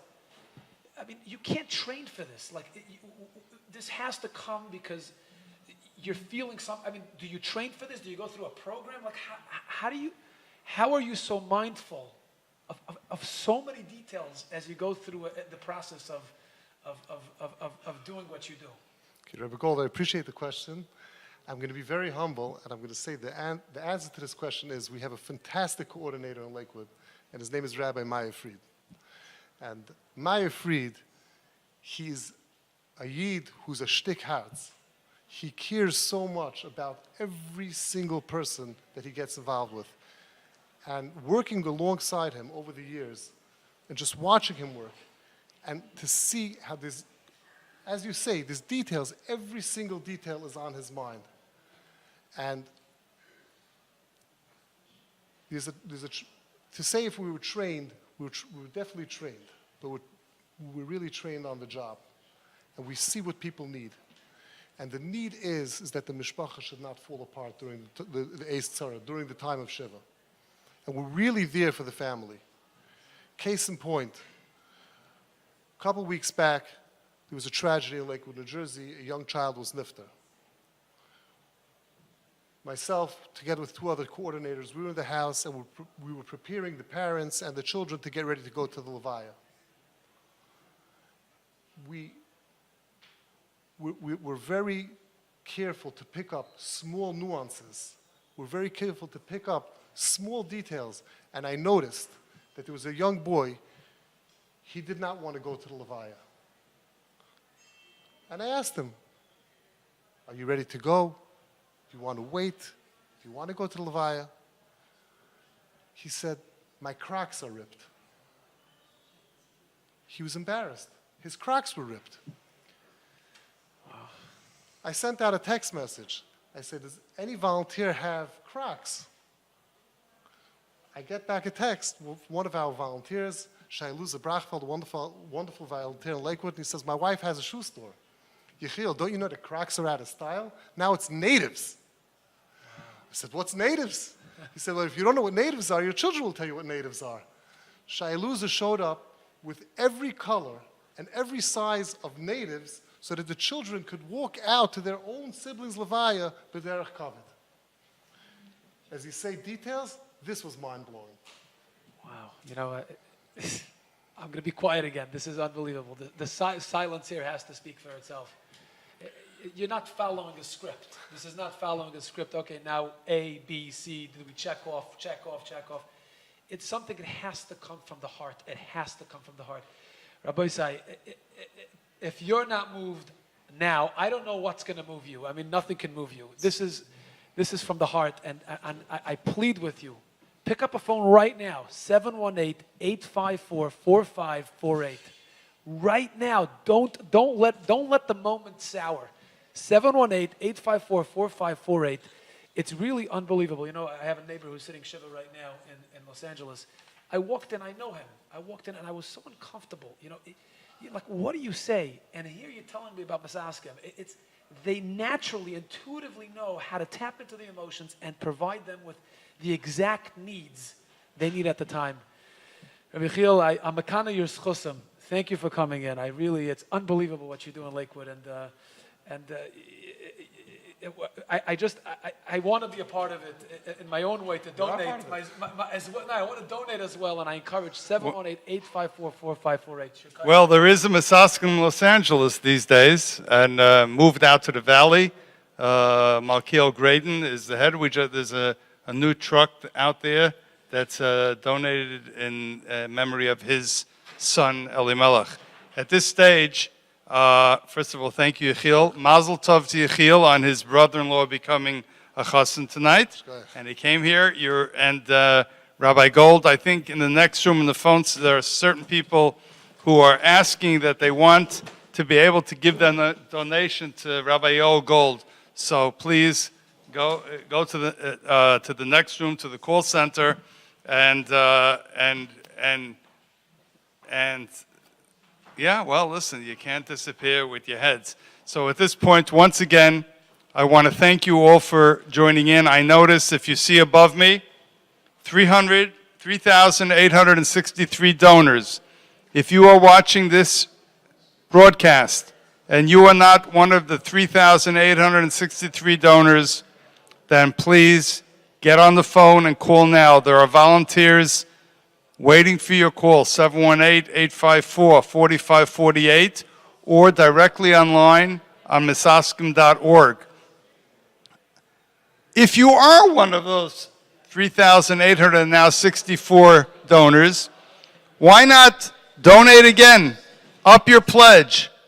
If it's capable, if you're possible, we are holding at $376,000, 376. We must reach 500,000 by midnight. That's 1 hour and 5 minutes to go. So please, pick up the phone, 718-854-4548, or go to misaskim.org. Once again, I want to thank the most important people, the volunteers from Kiryas Yoel, from Monroe, from Muncie, from Borough Park, from Williamsburg, and from Lakewood. And now we go into, and we're almost ready for the live interviews in the phone room. I want to take this opportunity again to thank CompuPhone for helping us set up the call system. I want to thank Excellent Sound and Lighting, who produced this magnificent backdrop and everything, and I cannot tell you how wonderful it is. I want to thank our two main sponsors, Elite Choice, a division of Elite Home Healthcare. I want to thank CompuPhone, and we want to once again a shout out to Four Corners Bagel Shop in Lakewood, Epstein Brothers of Epstein Meats, and the Lakewood Beaker Cholim. At this point, as we are just ramping up the live interviews in the next room, it's very hard to stall. But what can I tell you? We're having a problem. Okay, so we Mitzvah Hashem, we're expecting any moment, momentarily, to have one of the guest speakers, Rav Mordechai Ben David Werdiger, who will be appearing shortly. MBD, as he's most fondly known, certainly knows about Misaskim from the Hurricane Sandy days. Misaskim was zeicha to provide many generators and pumps, and the burial of Rachmana litzlan Sifrei Torah that were destroyed during Hurricane Sandy, and we will have an opportunity to hear firsthand from MBD about how his involvement with Misaskim. I want to thank at this point all the guests who have appeared this evening so far. Yisrael Lamb, the Honorable Simcha Felder, the two Glock brothers talking about how Misaskim helped them in the fire just 3 weeks ago when their parents, Rahman al-Itzlan, were killed. I want to thank Chief Chris Trucillo of the chief of the New Jersey Transit Police for taking the time to come. I want to thank certainly Rabbi David Goldwasser and Rabbi Lezer David Rappaport for taking their time to coming. I want to thank Rabbi Eli Mansour in a very, very, very busy time, took the time to spend a nice period of time for this.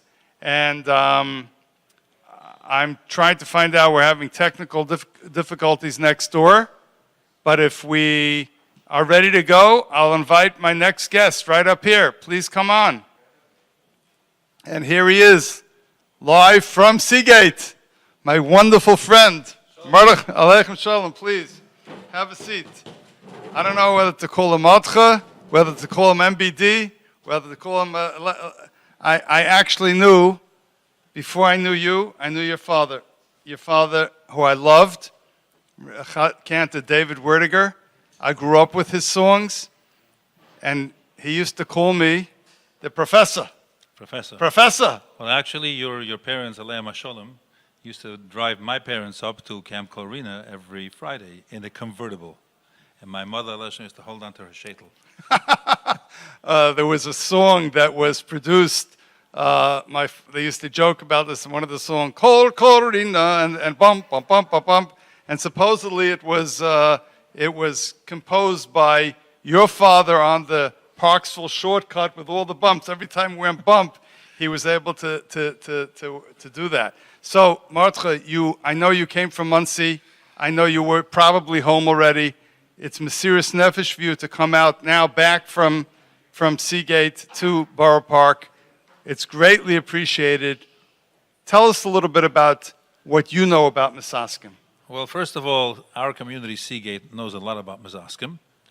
Unfortunately, when we had the Sandy storm, which flooded our entire community, and we were totally stranded, I was lucky to leave that night, but I came back the next day to disaster. And one of the first responders was Yanki Meyer and Misaskim. He coordinated between all the government agencies and the Hatzalah, and everything should run smoothly. He had his big truck out there. He brought a bunch of equipment that we needed. We needed to pull electricity from wherever. Generators. He brought us also generators and also extension wires to those who needed it desperately.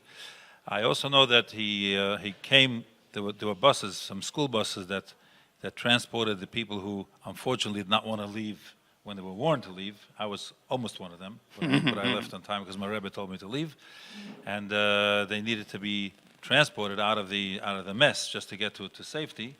And Yanki, of course, Misaskim provided that as well. They were there for quite a few days, helping to coordinate all the necessary things. There were tons of volunteers that came around to help, and they needed to be coordinated. And the Misaskim was one of the top of the line guys who helped us out.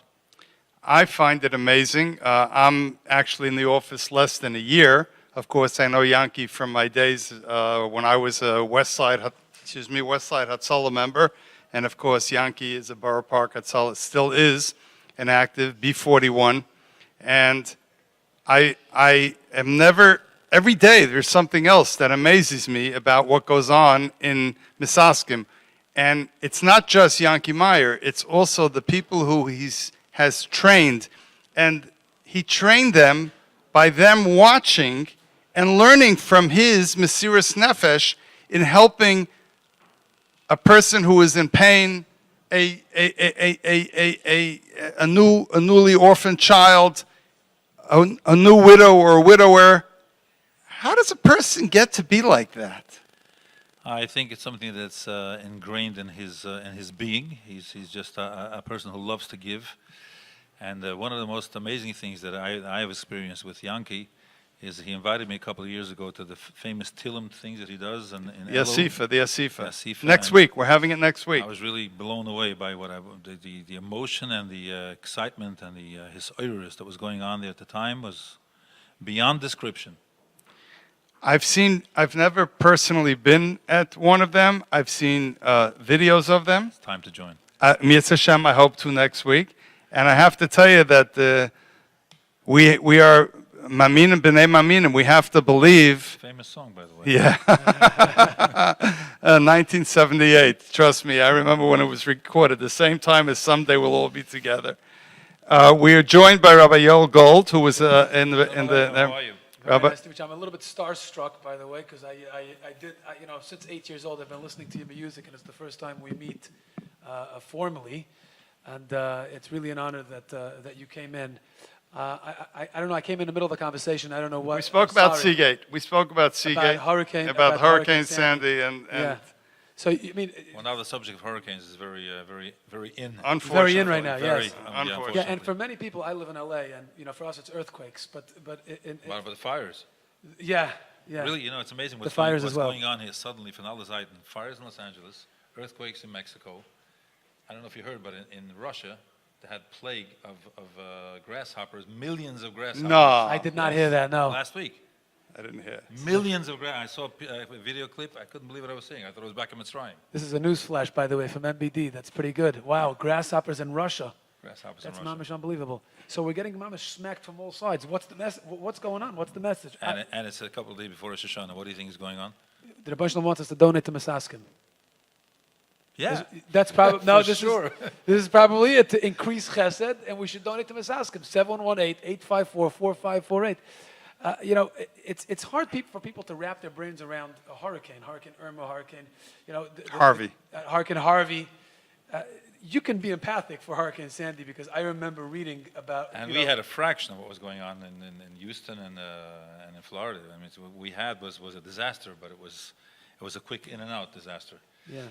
It took us a year to recuperate, but the actual water was there for like less than 24 hours. I came back the next day and there was no water, but there was tons of sand and debris and everything was chaos. Yeah. But I can imagine what's going on in Houston, what's going on in Florida. How is Misaskim? This is unbelievable because Misaskim, is the mission statement is answering the cry from Amonos Yisoimim with Mesim, and where does Misaskim come in?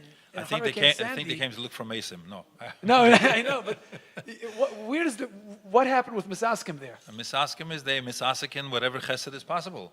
That's it. Yankee is Mr. Chesed, and he saw an opportunity. He immediately came. I don't think he came for me. He came for the community. What did they do? What happened when they came? They brought generators. They coordinated between all the law enforcement and Hatzalah and all the whatever is necessary. And he was there. He was hands-on for quite a while, and he helped volunteers. He helped coordinate the volunteers. And it was just an amazing project. It was amazing, Bichlal, that we got back on our feet. For the first 48 hours or so, we were completely lost. Imagine you come back to your house and everything is in chaos. I don't think it was more than 1 or 2 cars that survived the entire community. Everything was out. The devastation. Devastation. There was water probably the height of this desk, which is still here in the street, and in every single basement was completely destroyed. We had to start from scratch. First of all, the first thing, we had volunteers coming to remove the debris, which was, I couldn't even see it. I couldn't watch it. The guys that we had 4 buses of volunteers that came from Baltimore. Rabbis, lawyers, doctors, and they were schlepping the mud. And I couldn't even go down to my basement to see what's going on there. Everything was totally destroyed. Were there any Sfarim destroyed? Sifrei Torah, Sfarim? Sifrei Torah, no. All Sifrei Torah was saved, Baruch Hashem. I think except in Rabbi Reuben's shul, they had a safe in the basement, which I think they lost 2 Sifrei Torahs. But in the big shul, they had there was Satmar Yeshiva who rents space from them. All this Sfarim were gone, and unfortunately, it's very sad. But unfortunately, they put out the stuff outside to dry, and the sanitation was working 24 hours a day. Oy vey. Oy vey. What a shame. Let me switch. I know I've seen videos of Mordechai, of you singing for Misaskim, Chalamoid events for Yisoimim. Right. Like, what goes through your mind it's not a concert, it's not a chasana. They're Yisraelim, people who've either, some of them brand new, some of them a year, 2, 3. What is the feeling that goes through? Is it? From one side, one side of my brain has to shut down because otherwise you can't sing. I remember the first time I sang at Camp Hask many years ago. Right. And I walked into the dining room and I see a few hundred kids who never, they're all mentally. I've been there. I've seen it. Mentally handicapped.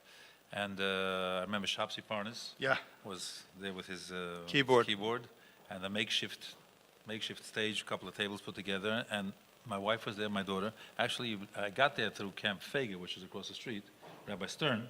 Right. When I came to visit my daughter in camp, he said to me, "Why don't you come next time visitation? Come sing for these kids." And I woke up on stage, and I'm looking at these kids. What do I sing for? What am I going to sing for them? And I asked my wife, "What should I sing?" She says, "Just sing whatever." So I started singing, I think it was V'karev Pizarenu in those days, V'karev Pizarenu. And suddenly, these kids, they came to life. Wow. They started jumping and singing and dancing. It was devastating. So from one part, you have to shut down your emotions because I started crying. I turned around, I couldn't deal with it. Otherwise, you can't do this. And on the other hand, it goes through your head afterwards, especially, and you see Nebuch, you're talking about Yisraelim and Almonis, and it's very, very sad. And if Hashem gives us the ability to be Misameach them, whether through Misaskim or through myself or through whatever we can, we do whatever we can. That's what we're here for. What should I tell you? The Rebbeinu Shalom should bench you, firstly, with Arichas Yamim in Gesund to be able to continue this Avodas HaKodesh using your God-given talents for these type of mitzvahs. You should only sing, you should be zeicha to sing for Simchas, and you should have a Ksivach Sim B'Toiva, and on behalf of all of the Misaskim volunteers, in fact, I would recommend that you go into the next room and take a look and see. It's 11:10 at night, and see how many people are still here answering the phones. And if you have one last message to give to the listening audience. Yes, I'd like to tell you all, now is the time. Erev Rosh Hashanah, we all need schusim, tzedakah tatzel mimovis, and if you're helping an organization like Misaskim, there's no greater thing. Unfortunately, they also deal with the other part of life, which is, but tzedakah, to help out in such a situation, in such a matzav, today's day and age, we need it so desperately. Do your best. Open your hearts, open your pockets, and give tonight, now. Thank you. A good Gebenshur to all of you. Amen. Amen. Thank you so much, Mordechai. We're at 3,908 donors so far, and we're not yet at $400,000. If you are watching this video, please, by all means, call and donate. 718-854-4548. Rabbi said the number is 718-854-4548. Or go to misaskim.org. It's as easy as that. There are a room full of volunteers who are waiting just for your call. They'll be here as long as they need for you to call. So you just heard it from, Reb Matcha, MBD. You heard it from so many people tonight. Reb David Goldwasser, Rabbi Mansour, Yisrael Lamb, Misaskim volunteers from Lakewood, from Canada. Please open your heart. 718-854-4548. Like Ramatcha just said, it's Erev Rosh Hashanah. This is Tzedakah Tatzal Mimoves. We're asking Zechreinu L'chaim. This is your opportunity. Come to the Rabbeinu Shalom next week with this mitzvah. I gave to Misaskim because Misaskim gives and helps every single yid. The number of people who benefit from Misaskim and don't give back is sad, and it's astronomical. I couldn't believe it when I heard it. It's over 70% of people who take and don't give back, and it's just a chiyav akaras hatayv. I want to tell you an incredible story about akaras hatayv. A woman called me 2 weeks ago, and she shared with me a story. If I wouldn't have heard it directly from her, I would not believe it. This is like one of those unbelievable stories. She said that her niece, and she asked to remain anonymous. I can't give you a name. Her niece was in Eretz Yisrael for Pesach, and she was staying at the King Solomon Hotel, and she was using Google Maps to get around. Google Maps. And she wanted to get to Beitar. She took out her phone. She didn't know which bus to take. And she looks at Google Maps. And using Google Maps can be a little bit dangerous. It took her onto an Arab bus. It took her onto an Arab bus. She gets onto the bus, not knowing that it's an Arab bus. She falls asleep on the ride. And she wakes up 25 minutes later. She is in an Arab village. She looks around. She sees there are houses outside. Every house has a picture of another terrorist. She looks at her phone. Her phone is out of battery. And she's freaking out. She starts saying Tehillim. The bus stops. She has to get off. She gets off the bus. She doesn't know what to do. She's murmuring, mumbling Tehillim, Pesukim of Tehillim, and she decides to knock on the only door that doesn't have a picture of an Arab terrorist. She knocks on the door. This is, I wouldn't believe it if I wouldn't have heard it firsthand. She knocks on the door, and this Arab woman opens the door, and she looks at this 21-year-old girl, and she says, Shoshana? Ze'at? It's you? And then she grabs her she pulls her into the house, shuts the door, takes off her scarf, and all of a sudden she recognizes this lady. This lady was one of the cleaners in the King Solomon. And she said, you know why I recognize you? Because 2 days ago, you gave me a card saying thank you for my room service. Nobody has ever said thank you in such a way. And she took her into a car, she took her out of the Arab village, and she saved her life. And this woman who called me, she said, look how a Hakar Satayv can mamish save your life. Right now we're talking about, I'm not even talking about tzedakah, I'm not talking about chesed shalom, I'm talking about the concept of Hakar Satayv. There's 70% of people who are taking from Misaskim, and Misaskim doesn't have the funds to continue. We need your help. If you know somebody who benefited from Misaskim, you benefited from Misaskim, pick up a phone right now, 718-854-4548, 718-854-4548, or go to misaskim.org, take out your credit card, $10, $18, $100, $180, whatever you can. It'll be a schus for the Yom Hadin. We have 45 minutes left to this campaign. We're at $379,000. We're at 3,920 donors. Please pick up the phone or go to your computer. It's misaskim.org or it's 718-854-4548. Are we ready to go into the next room? Odlo. Okay. So tell me, Rabbi Gold, I'll interview you. No, let me interview you. I do this for a living with my videos. So let me, if you don't mind, Rabbi Yosef Chaim, I think I was very intrigued by your very first phone call when you introduced yourself, and you have a long list of accomplishments and achievements of klal work, but now you're at Misaskim, right? And it's almost like Malin Bakaydish. This is the culmination of all the. You reached Misaskim, CEO of Misaskim. I don't know. My kids always joked around. I went from RCCS to Misaskim. Something's going on, But tell me about how you got to Misaskim. What brought you here? I'll tell you. It's a good question. I know Yankee Meyer for many, many years back in my Hatzolah days when I was a West Side member and he was a Borough Park member. Approximately at the last Siyam HaShas, when I was involved in RCCS and Agudas Yisrael, and I was the operations manager of the Siyam HaShas at MetLife Stadium, security was a nightmare.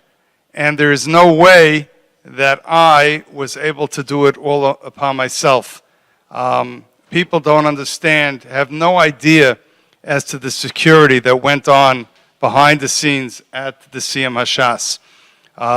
It began with a meeting with the director of New Jersey Homeland Security, and from there it grew to 70 different law enforcement agencies, and I needed somebody who could handle this, who I could trust to be my right-hand man, and Yankee Meyer was that person. So working with Yankee and seeing his efficiency and working with these 70 different law enforcement agencies, from the New Jersey Transit Police to the Port Authority Police to the New Jersey Garden State state troopers, to the every single bomb sniffing dog in the state of New Jersey was at MetLife Stadium that day.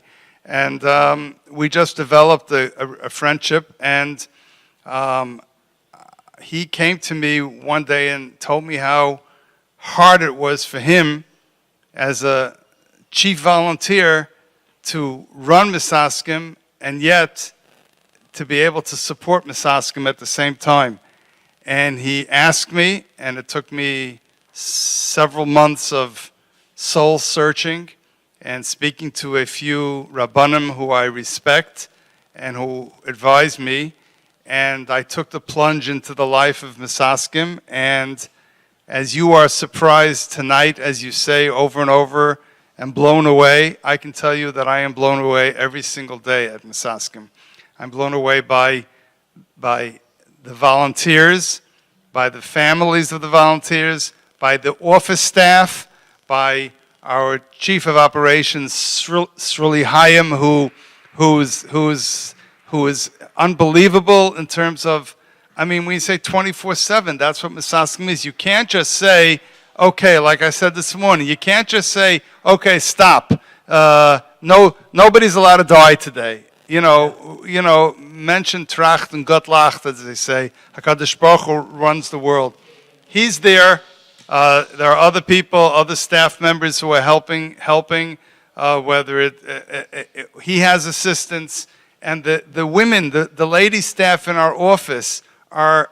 I cannot tell you how understaffed we are, and how they're doing the work of 2 or 3 people, and how appreciative. It could only happen. It's not just a job. It's a life. It's a life of chesed, and that's what Misaskim is. So, what can I tell you? I've said this many times. It's a schus for me. It was a schus for me all these years to be able to be involved in different chesed organizations or klal organizations. It's all the fault of my Rabbi, Rabbi Avram Pam. I blame him every day, and I will continue to blame him. Be'ezras Hashem ad me'ev esrim shana. And at this point, what can I say other than how many? I can't turn around anymore. I'm too tired. 3,934 donors, $383,000. Please, in the next 39 minutes, we have to hit that $500,000 mark. Please, someone who's been sitting back, help us pay for the chairs, help us pay for the air conditioners, help us pay for the truck deliveries, help us pay for the insurance. I want to tell you that just recently, someone read an article in Ami magazine that focused on Yankee Meyer, and he never heard of Misaskim, and he read it, and he called up and he said, how can I help? We told him we're in need of upgrading our main delivery truck. What does it cost? We told him $40,000. He says, come on, pick up the check, and I want to do the mitzvah b'shleimus. Here's a $40,000 check, plus tell me what the insurance is for the first year and the gas, and I'm going to pay for it. Wow. Additionally, we're running. We had another call also from that article, where we are writing a minimum of 18 Sifrei Torah to be completed in the first year, because we have a dearth of Sifrei Torah. Some of them are old, many of them are borrowed. At this point, we have, Baruch Hashem, 10 committed written Sifrei Torah. Also, a person called up and said, what does it cost? Depending on, it's anywhere from $40,000 to $50,000, which is really a steal, and we got ourselves a Sefer Torah. So I have a great Hakaras Tov to the people at Ami Magazine, and to all of our friends in all the websites who are hosting this, whether it's matzav.com, whether it's Yeshiva World News, whether it's our own website at misaskim.org, whether it's Crown Heights COL Live, and the FNW network in Lakewood that's covering this event, and J-Roots and Mevasser, I don't even know the names anymore, I'm so tired, and Kol Barama, etc., etc., etc. So what can I tell you? Please, even if you have donated we must reach that $500,000 mark. We have 37 minutes left. We're at $384,000. We have 3,941 donors. Please pick up the phone, call. There are still volunteers waiting by, or go to misaskim.org. Rabbi Gold? I'm trying to think to myself as you're talking. As I was wondering when Mordechai Ben David spoke, he said Hurricane Sandy, Misaskim was there, and Misaskim is there in MetLife Stadium, with security, and you see how broad it is. It's wherever there's a need. It's absolutely incredible. Absolutely incredible. There are 6 main features at that Misaskim, 6 main focus on. But the main thing is it's all hearts. It's all heart. Yeah. And at this stage, 11. I would ask if we could show. We showed it earlier on. Show the video of the 6-minute and 51-second video of Misaskim. Let people who are still watching, let them get an idea and understand of what's going on. So as they say in French, let's go to the videotape. Misaskim answering the cry.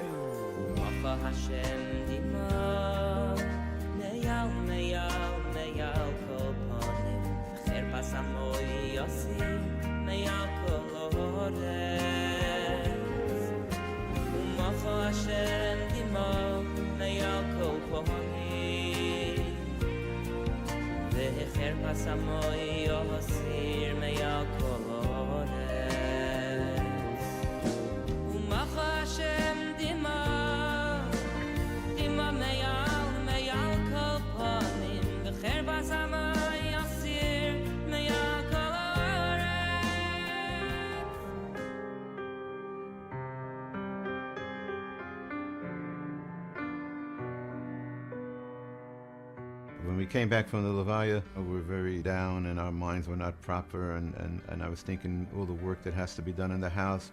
And when I came home, everything was set up, everything was moved and put into the right area to make the maximum amount of room. Motzi Shabbos, one of the fellows brings up 2-3 big boxes of toys, and he gives it to my grandchildren. And he sees that they're too young to open the boxes, so he got down on his knee and he opened up the boxes. And then he saw also that he's going to have to show them how to do it. And he stayed the whole time. I just couldn't believe what I was seeing. Then slowly it started to come back to me what kind of organization Misaskim is. I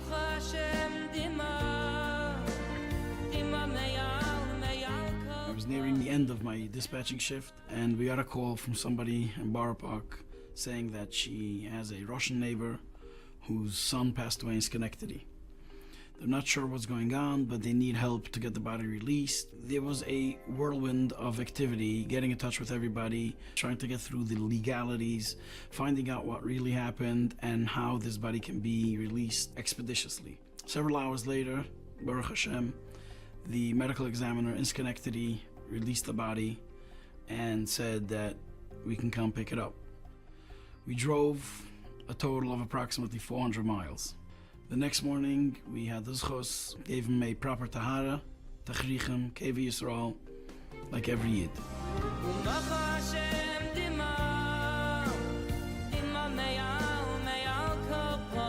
There have been many cases where tragedy strikes. It's at the worst time for a family. You've got a loss of life, and a lot of times it happens at the worst possible time, 3 in the morning, on a weekend, on a holiday. Misaskim never fails to come, and they make it go so much better for the family, and they're of such assistance for us, for our people to learn and to be told how do we need to proceed on this issue.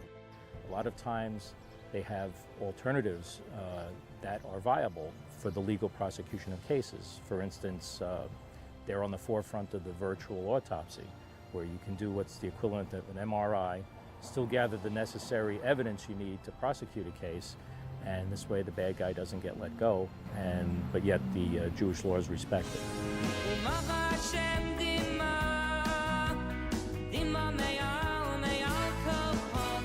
Misaskim goes to do the work in Klal Yisrael that is the most difficult.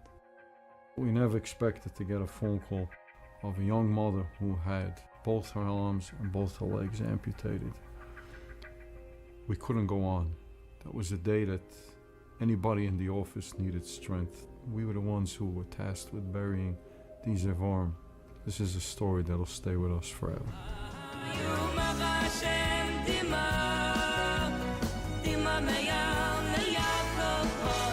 Just a few weeks ago, there was a tragedy in the secular community. I get a call from Misaskim. They're going to present the family with various gifts, with things that will comfort them. I came. I see that people are there representing the police department and different agencies, and it was so incredible to see the mother that lost a child, to see the siblings, the smiles on their faces, the Kiddush Hashem that they make is amazing.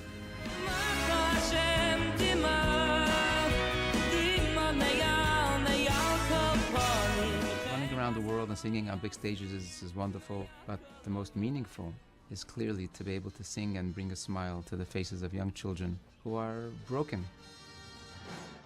As a singer, I have the schus to bring joy to a Yosem, to a Yoel through singing. Misaskim, without fanfare. I wouldn't say bring joy, but they bring comfort and dignity to those who are mourning. Many times where they've arranged for huge shuls packed with families, and they say nishmas and the davening and the heart-wrenching cries that go up to Shamayim. I'm surprised Mashiach hasn't come yet, just from those tefillas alone. When you think of your children. We never say no 24 hours a day, 7 days a week. When somebody calls Al Kotzor Shaloi Tovoi, we're there. We're on the battlefield. We're in the front lines, trying to do what we could do to ease another Yid's pain. Somehow we say, no, Misaskim, they do all their stuff, and they got the trucks, and they got all the chairs, and they brought the water cooler, and they were there at the fire, and they do the chesed by going out where there's an unknown grave, and they pay for everything. They did everything, but they do it. You know, that's their work. They do it. It just happens by itself. Well, one day, it don't happen by itself anymore.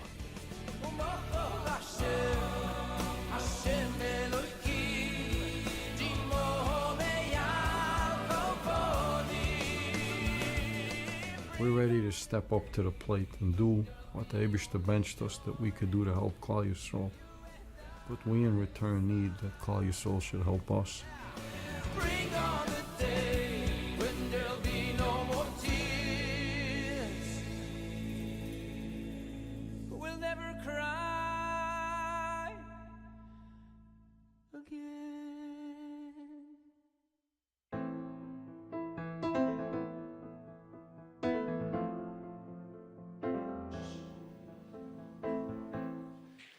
Welcome back, everybody. It's been unbelievable so far. I got to say that I've never been in contact with so many Misaskim volunteers. I haven't seen it firsthand like this ever. And I want to say the common denominator between all of the Misaskim volunteers, everybody from Rabbi Golding, Rabbi Yanki Meyer, everybody at Misaskim, they shy away from publicity. They shy away from kavod. And next to me is sitting a volunteer of Misaskim, Tuli Jeraslowitz from Borough Park, and part of the Mesiras Nefesh that he has is coming on here and talking about what he does. That's part of the Mesiras Nefesh, because it's against their nature, and that's part of the reason why we need the money, because we don't publicize what we do so much. Everybody's shying away from it. But I asked Tuli to come on here with us the last few minutes and sort of share about, I know it's going to be uncomfortable, share about what you do for Misaskim on a daily basis. Okay, number one, it's not me as in personal me. It's something that gets done. It's across the board. It's a general consensus. Almost every call will go out to all the volunteers in any specific neighborhood. It's not me or him or anyone, and it's an equal opportunity for anyone that's available or anyone, you know, and obviously if nobody's available, then phone calls will start going out, come, give us a hand, whatever it may be. But it's definitely not somewhere where it's just me or anything like that. Me personally, I'm a Borough Park. I try to help out in Borough Park in a bunch of different aspects. One of the things that I do is I dispatch for Misaskim, which is we have a 24/7. I'm sure you've mentioned it in the past, but the Misaskim phone, there's no such thing. Nobody picks up the phone ever. Not Shabbos, not Yom Tov, not Yom Kippur. There's a guy that Shabbos, Yom Tov, Yom Kippur. There's 24/7. You call at 4 o'clock in the morning. You have an emergency. There's going to be a live person on the other end of the phone who's going to pick up, help you out in almost any situation from beginning to end, doesn't matter what. I'll give you an example. Listen, can I interrupt you there for 1 second? Did you hear that? 24/7. Misaskim is available to answer your call, and you're a dispatcher. I do only one night a week. One night a week, We but have there it are set out. shifts. Yes, our shifts, and I could say with almost certainty that almost every week I do one night a week. There's at least one, sometimes 2 or 3 times a night that I'll get woken up. Sometimes it's by smaller, Baruch Hashem, not such major catastrophes, and there's been. There has been these stories where, people were killed in the middle of the night or anything like that. For example, this story that I was thinking of before, which was a story which happened a couple weeks ago, where there was a story in Canarsie where a young Yid passed away. A young Yid got into an altercation with a neighbor, a guy, and the guy came out and killed him, literally over a parking spot. It was a crazy story at the time. And at 2 o'clock in the morning, so give or take, my phone rings with the family's on the phone. They don't have who to turn to. They really, people don't know in a scenario like that. People get lost. The whole world shatters to them, and there's nowhere to go. They don't know, and that's where we step in. If I could tell you that they put the phone call in 2 o'clock a.m. By 3 o'clock a.m., there was 4 or 5 volunteers that I personally woke up. 2 went to the hospital to deal with COVID MS in the hospital. I woke up Yankee Meyer, who right away got in touch with the medical examiner's office that there's a case that's coming in, a Yiddish case, and they want to inform them that it's it's going to go according to Yiddish law and all that. Like within the hour, we had 2 people at the scene to deal with the family, to explain to them what happens, what goes on. We sent a volunteer down to the precinct to say, we want to expedite this. This is something, we want to bring this nifta to Kai Yisrael, what needs to be done, whether it's a detective work, whether it's, accident, the investigation on the scene, whatever needs to be done just to expedite. And literally, I could say it took 12 hours from 3 o'clock in the morning till 3 o'clock in the afternoon. We had 5 or 6 volunteers that were busy with this the entire day, people that have regular jobs, people that, work for a living, gave up from their time, and there was 2 volunteers by the medical examiner's office with the body the entire time, whether they did an autopsy or even minimal, I don't know, I wasn't there exactly, so I'm not sure exactly what was done, but to that extent, minimal stuff, but this is 24/7 an operation that goes on. This is just one case. These are literally on a daily basis, these are cases that come in, and Yankee at the forefront and Rabbi Golding, these are every single day, there's such, you don't hear these cases. When I joined Misaskim maybe 6 or 7 years ago, and I sat down with Yankee by the table, and Yankee says there's one rule in Misaskim. It's very, very, very, very simple. One rule. We don't talk about what we do. It's not discussed. Not to people, not to the media, not to your family, not because sometimes there's families involved, it's private information, and that's why it's so difficult in such a scenario to explain to people what we do, because people don't realize, the thing people see are the shiva chairs. That's something that people see on a daily basis. They see the vans go out, they see the vans go in, but that's probably, it's a minor percentage in comparison to what's done across the boards. The proof is in the numbers, because if you go to misaskim.org, you'll see on the bottom of the page, you'll see there are numbers of this year alone, how many people were surfaced by Misaskim. And like you said, there's no off. They're always available. 24/7. As you're talking, by the way, I have a question for you, and I'm wondering about this. Misaskim volunteers are constantly bombarded or surrounded by crisis, by tragedy. Like, what gives you the chizik to continue? Like, I would go out of my mind. I'm just trying to imagine what it means to be a Misaskim volunteer. Always taking calls. People dying, people in accidents, people in shootings. Personally, for you, like if you could speak for yourself, what gives you the chizik to continue and continuously be involved and continue doing what you're doing? I'll sum it up in 1 word, 2 words actually. Yankee Meyer. It's very simple. Yankee he's at the forefront, and he's the inspiration, because you see there has never been a scenario where I called Yankee and I said, I need help, or somebody called, we need help with ABCD. I can't, there's no such thing, it's the middle of the night, it's at any time, there's no such thing, and that's really our inspiration. And yes, it is sometimes difficult going into a scenario where never someone's killed or something like that, but our motto has always been, we do what needs to be done, we don't think too deep into it, you don't dwell on it, because it puts you into such a down state. You go in, you do what needs to be done without asking questions, without fanfare, without making a big deal about it, and that's pretty much it.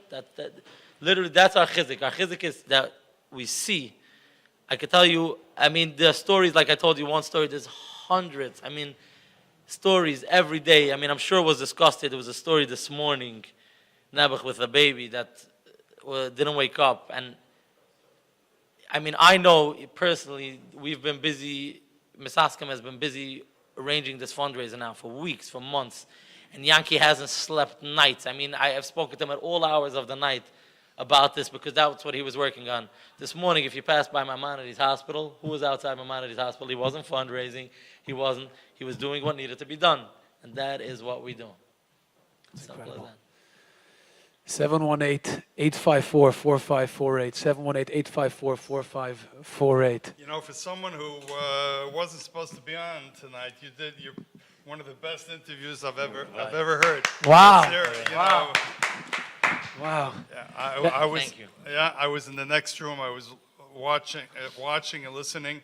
I can tell you we're at 3,987 donors. We're at $399,000. Right now, we need a few big sponsors, donors to step up to the plate. It's not impossible for us in the next 21 minutes to hit the $500,000 mark. I beseech you, you're watching, it's not a big deal. Just whatever amount you'd like to give, just double it. Do it now. Call in, there are still volunteers. They're tired, but they're in the next room, and they need chizik. They need you. 718-854-4548, or go to misaskim.org. I'd like to thank you, Tully. Thank you, the Rebbeinu Shem Shebent you and your entire family with a ksivach simatova.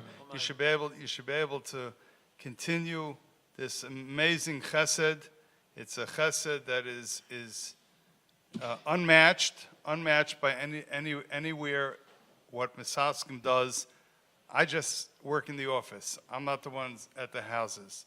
I can tell you, though, that what you guys, and you're representing your fellow volunteers, again, from Kiryas Yoel, Monsey, Borough Park, Williamsburg, Flatbush, Lakewood, and Baruch Hashem, we have branches now. We just opened a branch in Deerfield Beach, Florida. We have a new branch, as I mentioned, in California, which, of course, by now, you know, Rabbi Gold is going to get involved in because he has no choice. And Baruch Hashem, what can I tell you? So right now, we just hit, oh, yes, that's what I wanted to see. Wow. Now, thank you. That's what I wanted to hit. $411,000, 917. The Schreiber Family Foundation, $10,000 just now donated. Okay, that's absolutely incredible. But we need a few more families like that to reach our goal, 500,000. And to be honest, like Rabbi Yosef Chaim, Rabbi Golding mentioned earlier, that 500,000 is the bare minimum. We were hoping to go even more, but at least to walk away with 500,000, so we can feel like we can continue this Avodas HaKodesh. Tuli, I think that you are just one of the volunteers, but you, like Rabbi Golding said, you shine with sincerity. With such sincerity and such authenticity about what you do, with complete dedication and devotion. You should have Amen. Thank you so much. Thank you. Okay, so we're here. We have 18 minutes left. 18 minutes. We're watching the screens. We're at $411,000. If any of my friends who are watching, West Side, Quaker Hill, Muncie, please, I know it's late, but we need to hit that $500,000 mark. I have no idea if we will, but what should I tell you? Rabbi Golding, you look very, very tired. I am very tired. Yeah, and you can see that he hasn't slept in a long time, and for many, many nights you've been up planning this event, plus being a volunteer, which you are too from Misaskim. You do whatever. I'm not just a volunteer. I mean, someone's got to pay the mortgage. But. That's right. But in any event, have Habrachmanus of Rabbi Golding. He looks tired. Do it in honor of Rabbi Golding, who does so much for Klal Yisrael. 718-854-4548. Please call in and help us end off the night on a high, so we can. Go ahead. I'm sorry. No, so we can get the chizuk we need to be able to continue this. And I want to thank everyone who's here helping today. I want to thank my two, I'll put that in quotes, traffic cops, my good friend Yoel, and my very good friend Goldwasser, Shirley PR, who's never ceases to be there for anything, any Davasha B'Kedusha. He's always there helping. He's always there doing good things. I want to thank my friend David Lennock, who came from Muncie today as a volunteer with his camera and his portable camera, who was responsible for the few remote shots that we had in the phone room. I want to thank CompuPhone for donating and setting up the entire phone system. I don't know if it's 60 to 80 phones and a system. The CompuPhone guys are great. What should I tell you? CompuPhone, somewhere I have the phone number, 718-230-9292. Anybody who needs a phone system, they're the ones to go to, 718-230-9292. I want to thank the Stern brothers, Shimi and Yoeli, from Excellent Sound and Lighting, who went above and beyond the call of duty. I have never seen anything in our community that can compare to this magnificent backdrop that they provided for us, including the sound, the video, together with my very good friend Yankee Teitelbaum, who's running the broadcast. Yankee, thank you very much for your amazing help. I want to thank everybody else who's been involved. It's very difficult for me to at this late stage. I want to thank Rabbi Yoel Gold, who flew in, arrived this morning from Los Angeles, and is flying on the red eye, and is flying back tomorrow morning early in order to be back with his family for Shabbos. I want to thank once again the office staff, the magnificent office staff, the ladies who are there. They're still there now, and they're working again. They're our staff. They are still can handle your phone calls. They're there. Give them chizuk. Where are we holding? Rabbi Gold, I'm too tired to turn around. We have 415,551. 415. We can still do it. We can still do it in 15 minutes. We can still do it. We can still do it. Please call in. I know I do have some of my friends who told me that they're mailing in checks. They didn't give me the amounts that they're doing, and I certainly trust them. So if there's anyone out there, certainly you can mail the old-fashioned way. You can mail it, and it'll still go towards this. Rabbi Gold, give me a break. Okay, no, I got to tell you one story. It occurs to me, it gives me a new light about Misaskim. A guy emailed me a few weeks ago. He said to me that he was traveling in Poland to many different Mekayim HaKadoshim with his family. And the culmination of his trip was Eretz Yisrael. They get to Eretz Yisrael, and they come to the Koisel. The culmination of the Eretz Yisrael is coming to the Koisel Amaravi. So he gets to the Koisel, and they come to the security checkpoint. When you go into the Koisel Plaza, they get to the security checkpoint, and the Chayal, who is looking at the bags, everybody's bags, yells out, all of a sudden, Shel mi atik hazeh, Shel mi atik hazeh. And this guy, Mr. Alter, he emails me, he says, I look back and I see that he's waving my wife's pocketbook. So he says to his wife, he says, what do you have in your bag? She said, I don't know. I mean, we've been traveling in Poland. We've been through security checkpoints, and I honestly don't have anything that's dangerous. So, Mr. Alter says, let me take care of this. He goes over to the Chayal, and he says, Zeh shel ishti ma abaya. And the Chayal, he puts his hand in the bag, takes out a bottle of Advil, and he says, Yesh li ke'ef shinayim, ani yachol lekachat kama kadorim.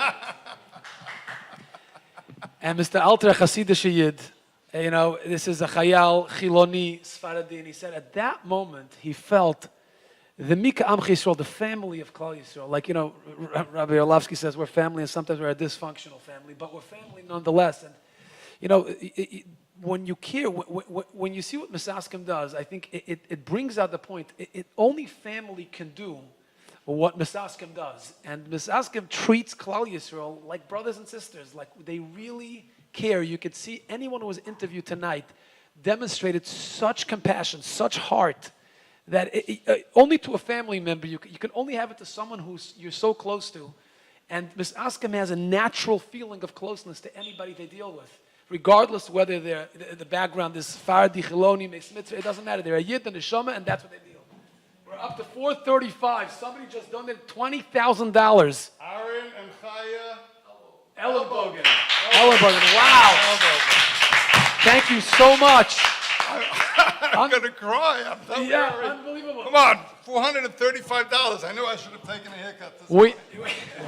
We have a few minutes left, and miracles can happen. And like Rabbi Golding said, we could still reach 500,000. Rabbi said, please stretch yourselves as much as you can so we can reach our goal. We have 12 minutes left.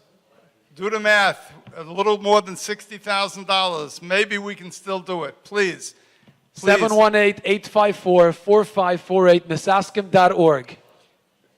Rabbi Gold, can you tell us the story about that you wrote about in your aha moments last week, more or less in 2-3 minutes about that hospital? I got tremendous chizuk about it. It wasn't just about Misaskim, but if you can this woman, Mrs. Lowy, she called me up and she said that, she reads the column every single week and she has an incredible story to share with me.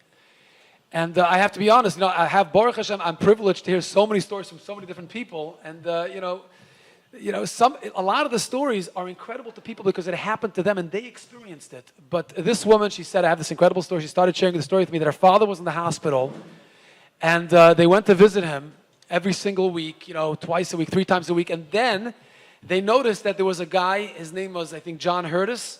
He was there, he didn't have any family, and they took him as family, and they started visiting him as well. They did this chesed with him, Bikkur Cholim, they came to him as well, and they developed a relationship with him, and even after their father was out of the hospital and he passed away, unfortunately, the family still continued to visit this fellow, and one day, one of the family members called up the hospital to check in on John Hurtis, and they said that he's not here. And when they probed a little bit, they hemmed and hawed. They didn't want to say, but finally they found out that, he passed away and they were going to cremate him. And who did they call when they found that they were going to cremate him? They called Misaskim. And it was incredible because that week, you called me to come and join the program. And it was, I like to say coincidence, like there's no such thing as coincidence. Ashgacha Pratis, the Rebbe Shalom said, okay, listen, Yoel, your job is starting right now. Write up the story from Misaskim and make sure people know about it. And they know that it's not just Shiva chairs. They know that, there's so much behind the scenes. So please, 718-854-4548. We're already up to 437. Baruch Hashem. Misaskim.org. Take this opportunity once again to thank all the volunteers at Misaskim. It's not just tonight, it's every single night of the year.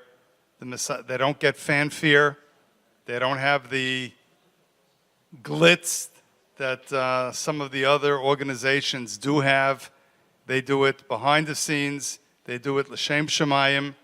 And what can I tell you? I, myself, although I'm in the office every day, I am jealous of the Misaskim volunteers. So we have 9 minutes and 37 seconds left to this campaign. If you're out there and you're able to, I know it's a tall order. We have over $60,000 to go. I don't know. You think we can do it? We could try. I'm gonna go against protocol right now, and I want to say that Rabbi Golding is mentioning thank yous to everybody, and I want to take the opportunity to say thank you to Rabbi Golding. For his leadership. It's incredible. I've only seen so little, a tip of the iceberg the past few weeks. And we talk about Leiv Nefesh. You're the model for the volunteers. How much Leiv Nefesh, how much work goes into what you do is mind-boggling. And I want to thank you personally for making me a part of this. Well, you're certainly welcome, but not in all modesty, but in all truthfulness, it doesn't come to the toenails of some of the people in the Misaskim organization. It is a cover to work with Rabbi Yanki Meyer, and I mean that totally without any exaggeration. I thank you, and by the way, and welcome to our staff. Wow. How do you like that? That's a huge compliment. For me to become part of Misaskim after tonight, what I've witnessed, It's really a privilege, Well, yes. We really appreciate that. So at this stage, as we hopefully, if we can run the short 2-minute video, Yankee, if we can run the short 2-minute video, and hopefully we'll come back in with 5 minutes to go, and who knows, maybe we'll make it. 62. We just somebody just donated $25,000. Shlomi Yehuda and Tamar Rechnitz. Wow. From California. Wow. $25,000.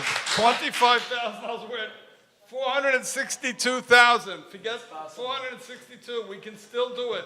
We have 7 minutes and 36 seconds left. We need $37,500. We can still do it. Let's go to the 2-minute videotape.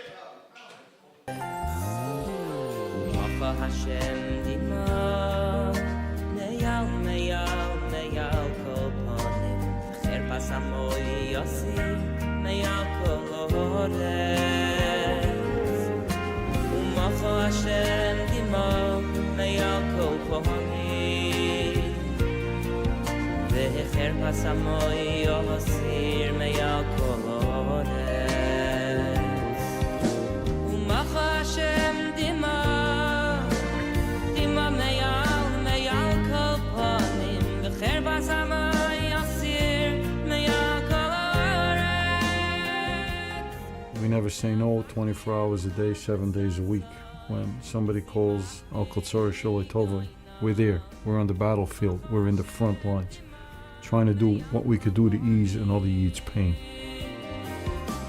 Somehow we say, no, Misaskim, they do all their stuff, and they got the trucks, and they got all the chairs, and they brought the water cooler, and they were there at the fire, and they do the chesed by going out where there's an unknown grave, and they pay for everything. They did everything, but they do it. You know, that's their work. They do it. It just happens by itself. Well, one day, it don't happen by itself anymore.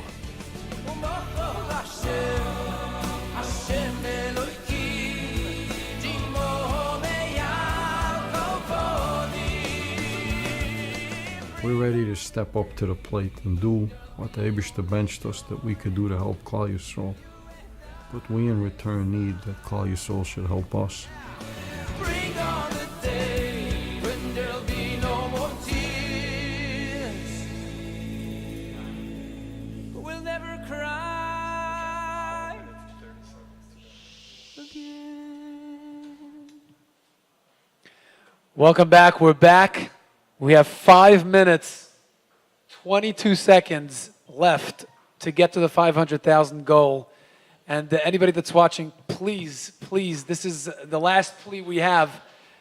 Please become a part of Misaskim by donating right now. 718-854-4548. You know, try to imagine the tremendous courage, koyach, emotions it takes for Rabbi Yanki, Rabbi Golding, Misaskim volunteers to go over to a family that lost a child, that lost a parent, and tell them about it and help them cope with it. I mean, it's lo ye'uman how much koyches hanefesh Misaskim invest in helping people.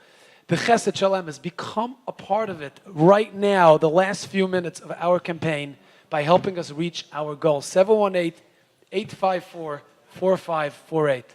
So I want to tell you something. Right before we went on the air, a friend of mine by the name of Mark Brown flew in from Chicago. He heard about this telethon. He had one business appointment, and he's been studying up on Misaskim, and he gave me a check. I did not give it in. Here it is. It's a blank check. He told me you can fill in up to $30,000 on this check. Add the $30,000. Where are we up to? Wow. Somebody add the inside in the control room, add $30,000. Mark Brown. We have 3 minutes and 34 seconds to go. Do the math. 462. We're at 493. 7,000? What is it? $7,000? $7,000. $110 to be able to reach our goal, 7,000. Moira Rabbi Isai, please open your hearts and wallets. Help us cross the finish line. 3 minutes left. What do you do for the next 3 minutes? You hope, you pray, you have siyata d'shmaya. Do you know what happened? I tell you this morning, Yankee, I came to the office at 11 o'clock. Where's Yankee Meyer? Busy with a SIDS baby. What are we? 494, 6. They added, okay. We're almost there, almost there, almost there.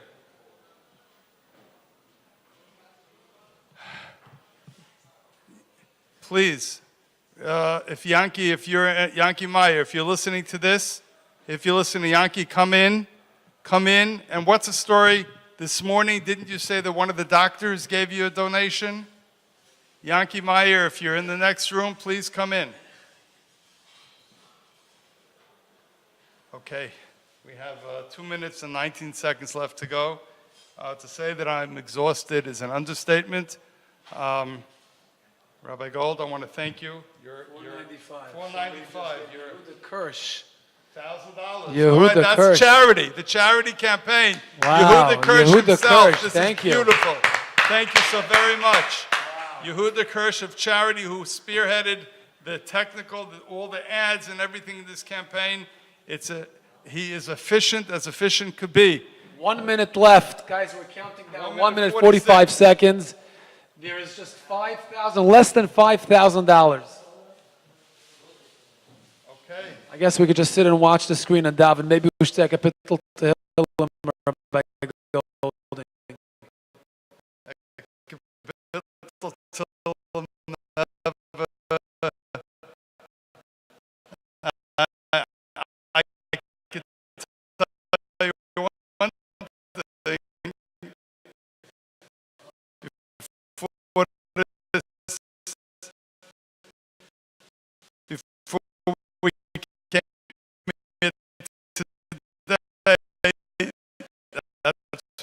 Yankee was doing, saying to Hillel. So, What were you saying about 11 o'clock in the morning today? Where was Yankee? He was busy in the hospital trying to get a SIDS baby released. Busy with the medical examiner. Unfortunately, where are we holding? 495. Oh, 500 Lakewood volunteers. Wow. The group of Lakewood volunteers who have been all that week in Beis Medrash Gavoa, standing in front of all of the Beis Medrash. This is 501. 501. 42 seconds. Fully Jerusalem, it's $360. Thank you. Thank you so very much. We have 37 seconds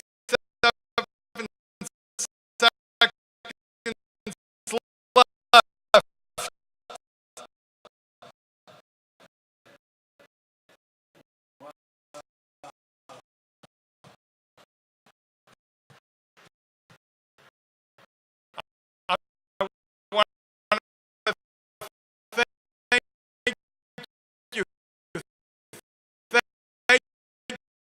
All of you, thank you.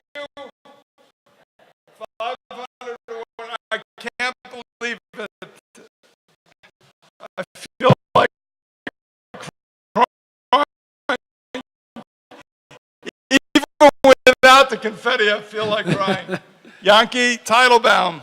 Let's end with the 2-minute video. 20. 19, 18, Come on. 17. Come on, one more call. 50, 30, 501,000. 11, 502,000. 8, 7, 126. 5, Thank you very much. 502,126 stuff. Thank you. Thank you. Let's go to the videotape. Go. 2-minute video. Hashem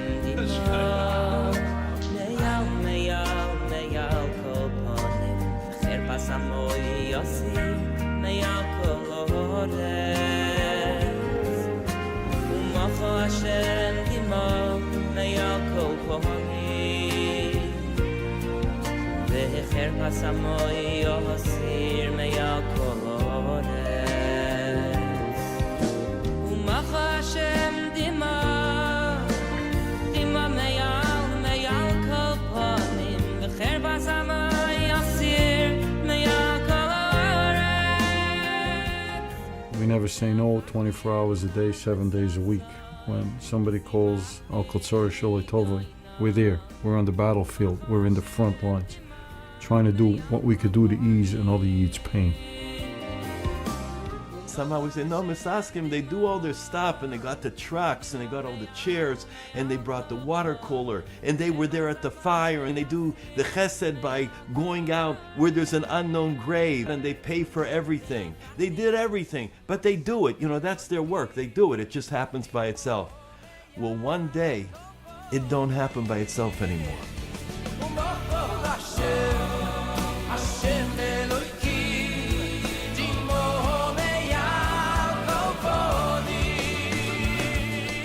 We're ready to step up to the plate and do what the Eibishter benched us that we could do to help Klal Yisrael. But we in return need that Klal Yisrael should help us. Bring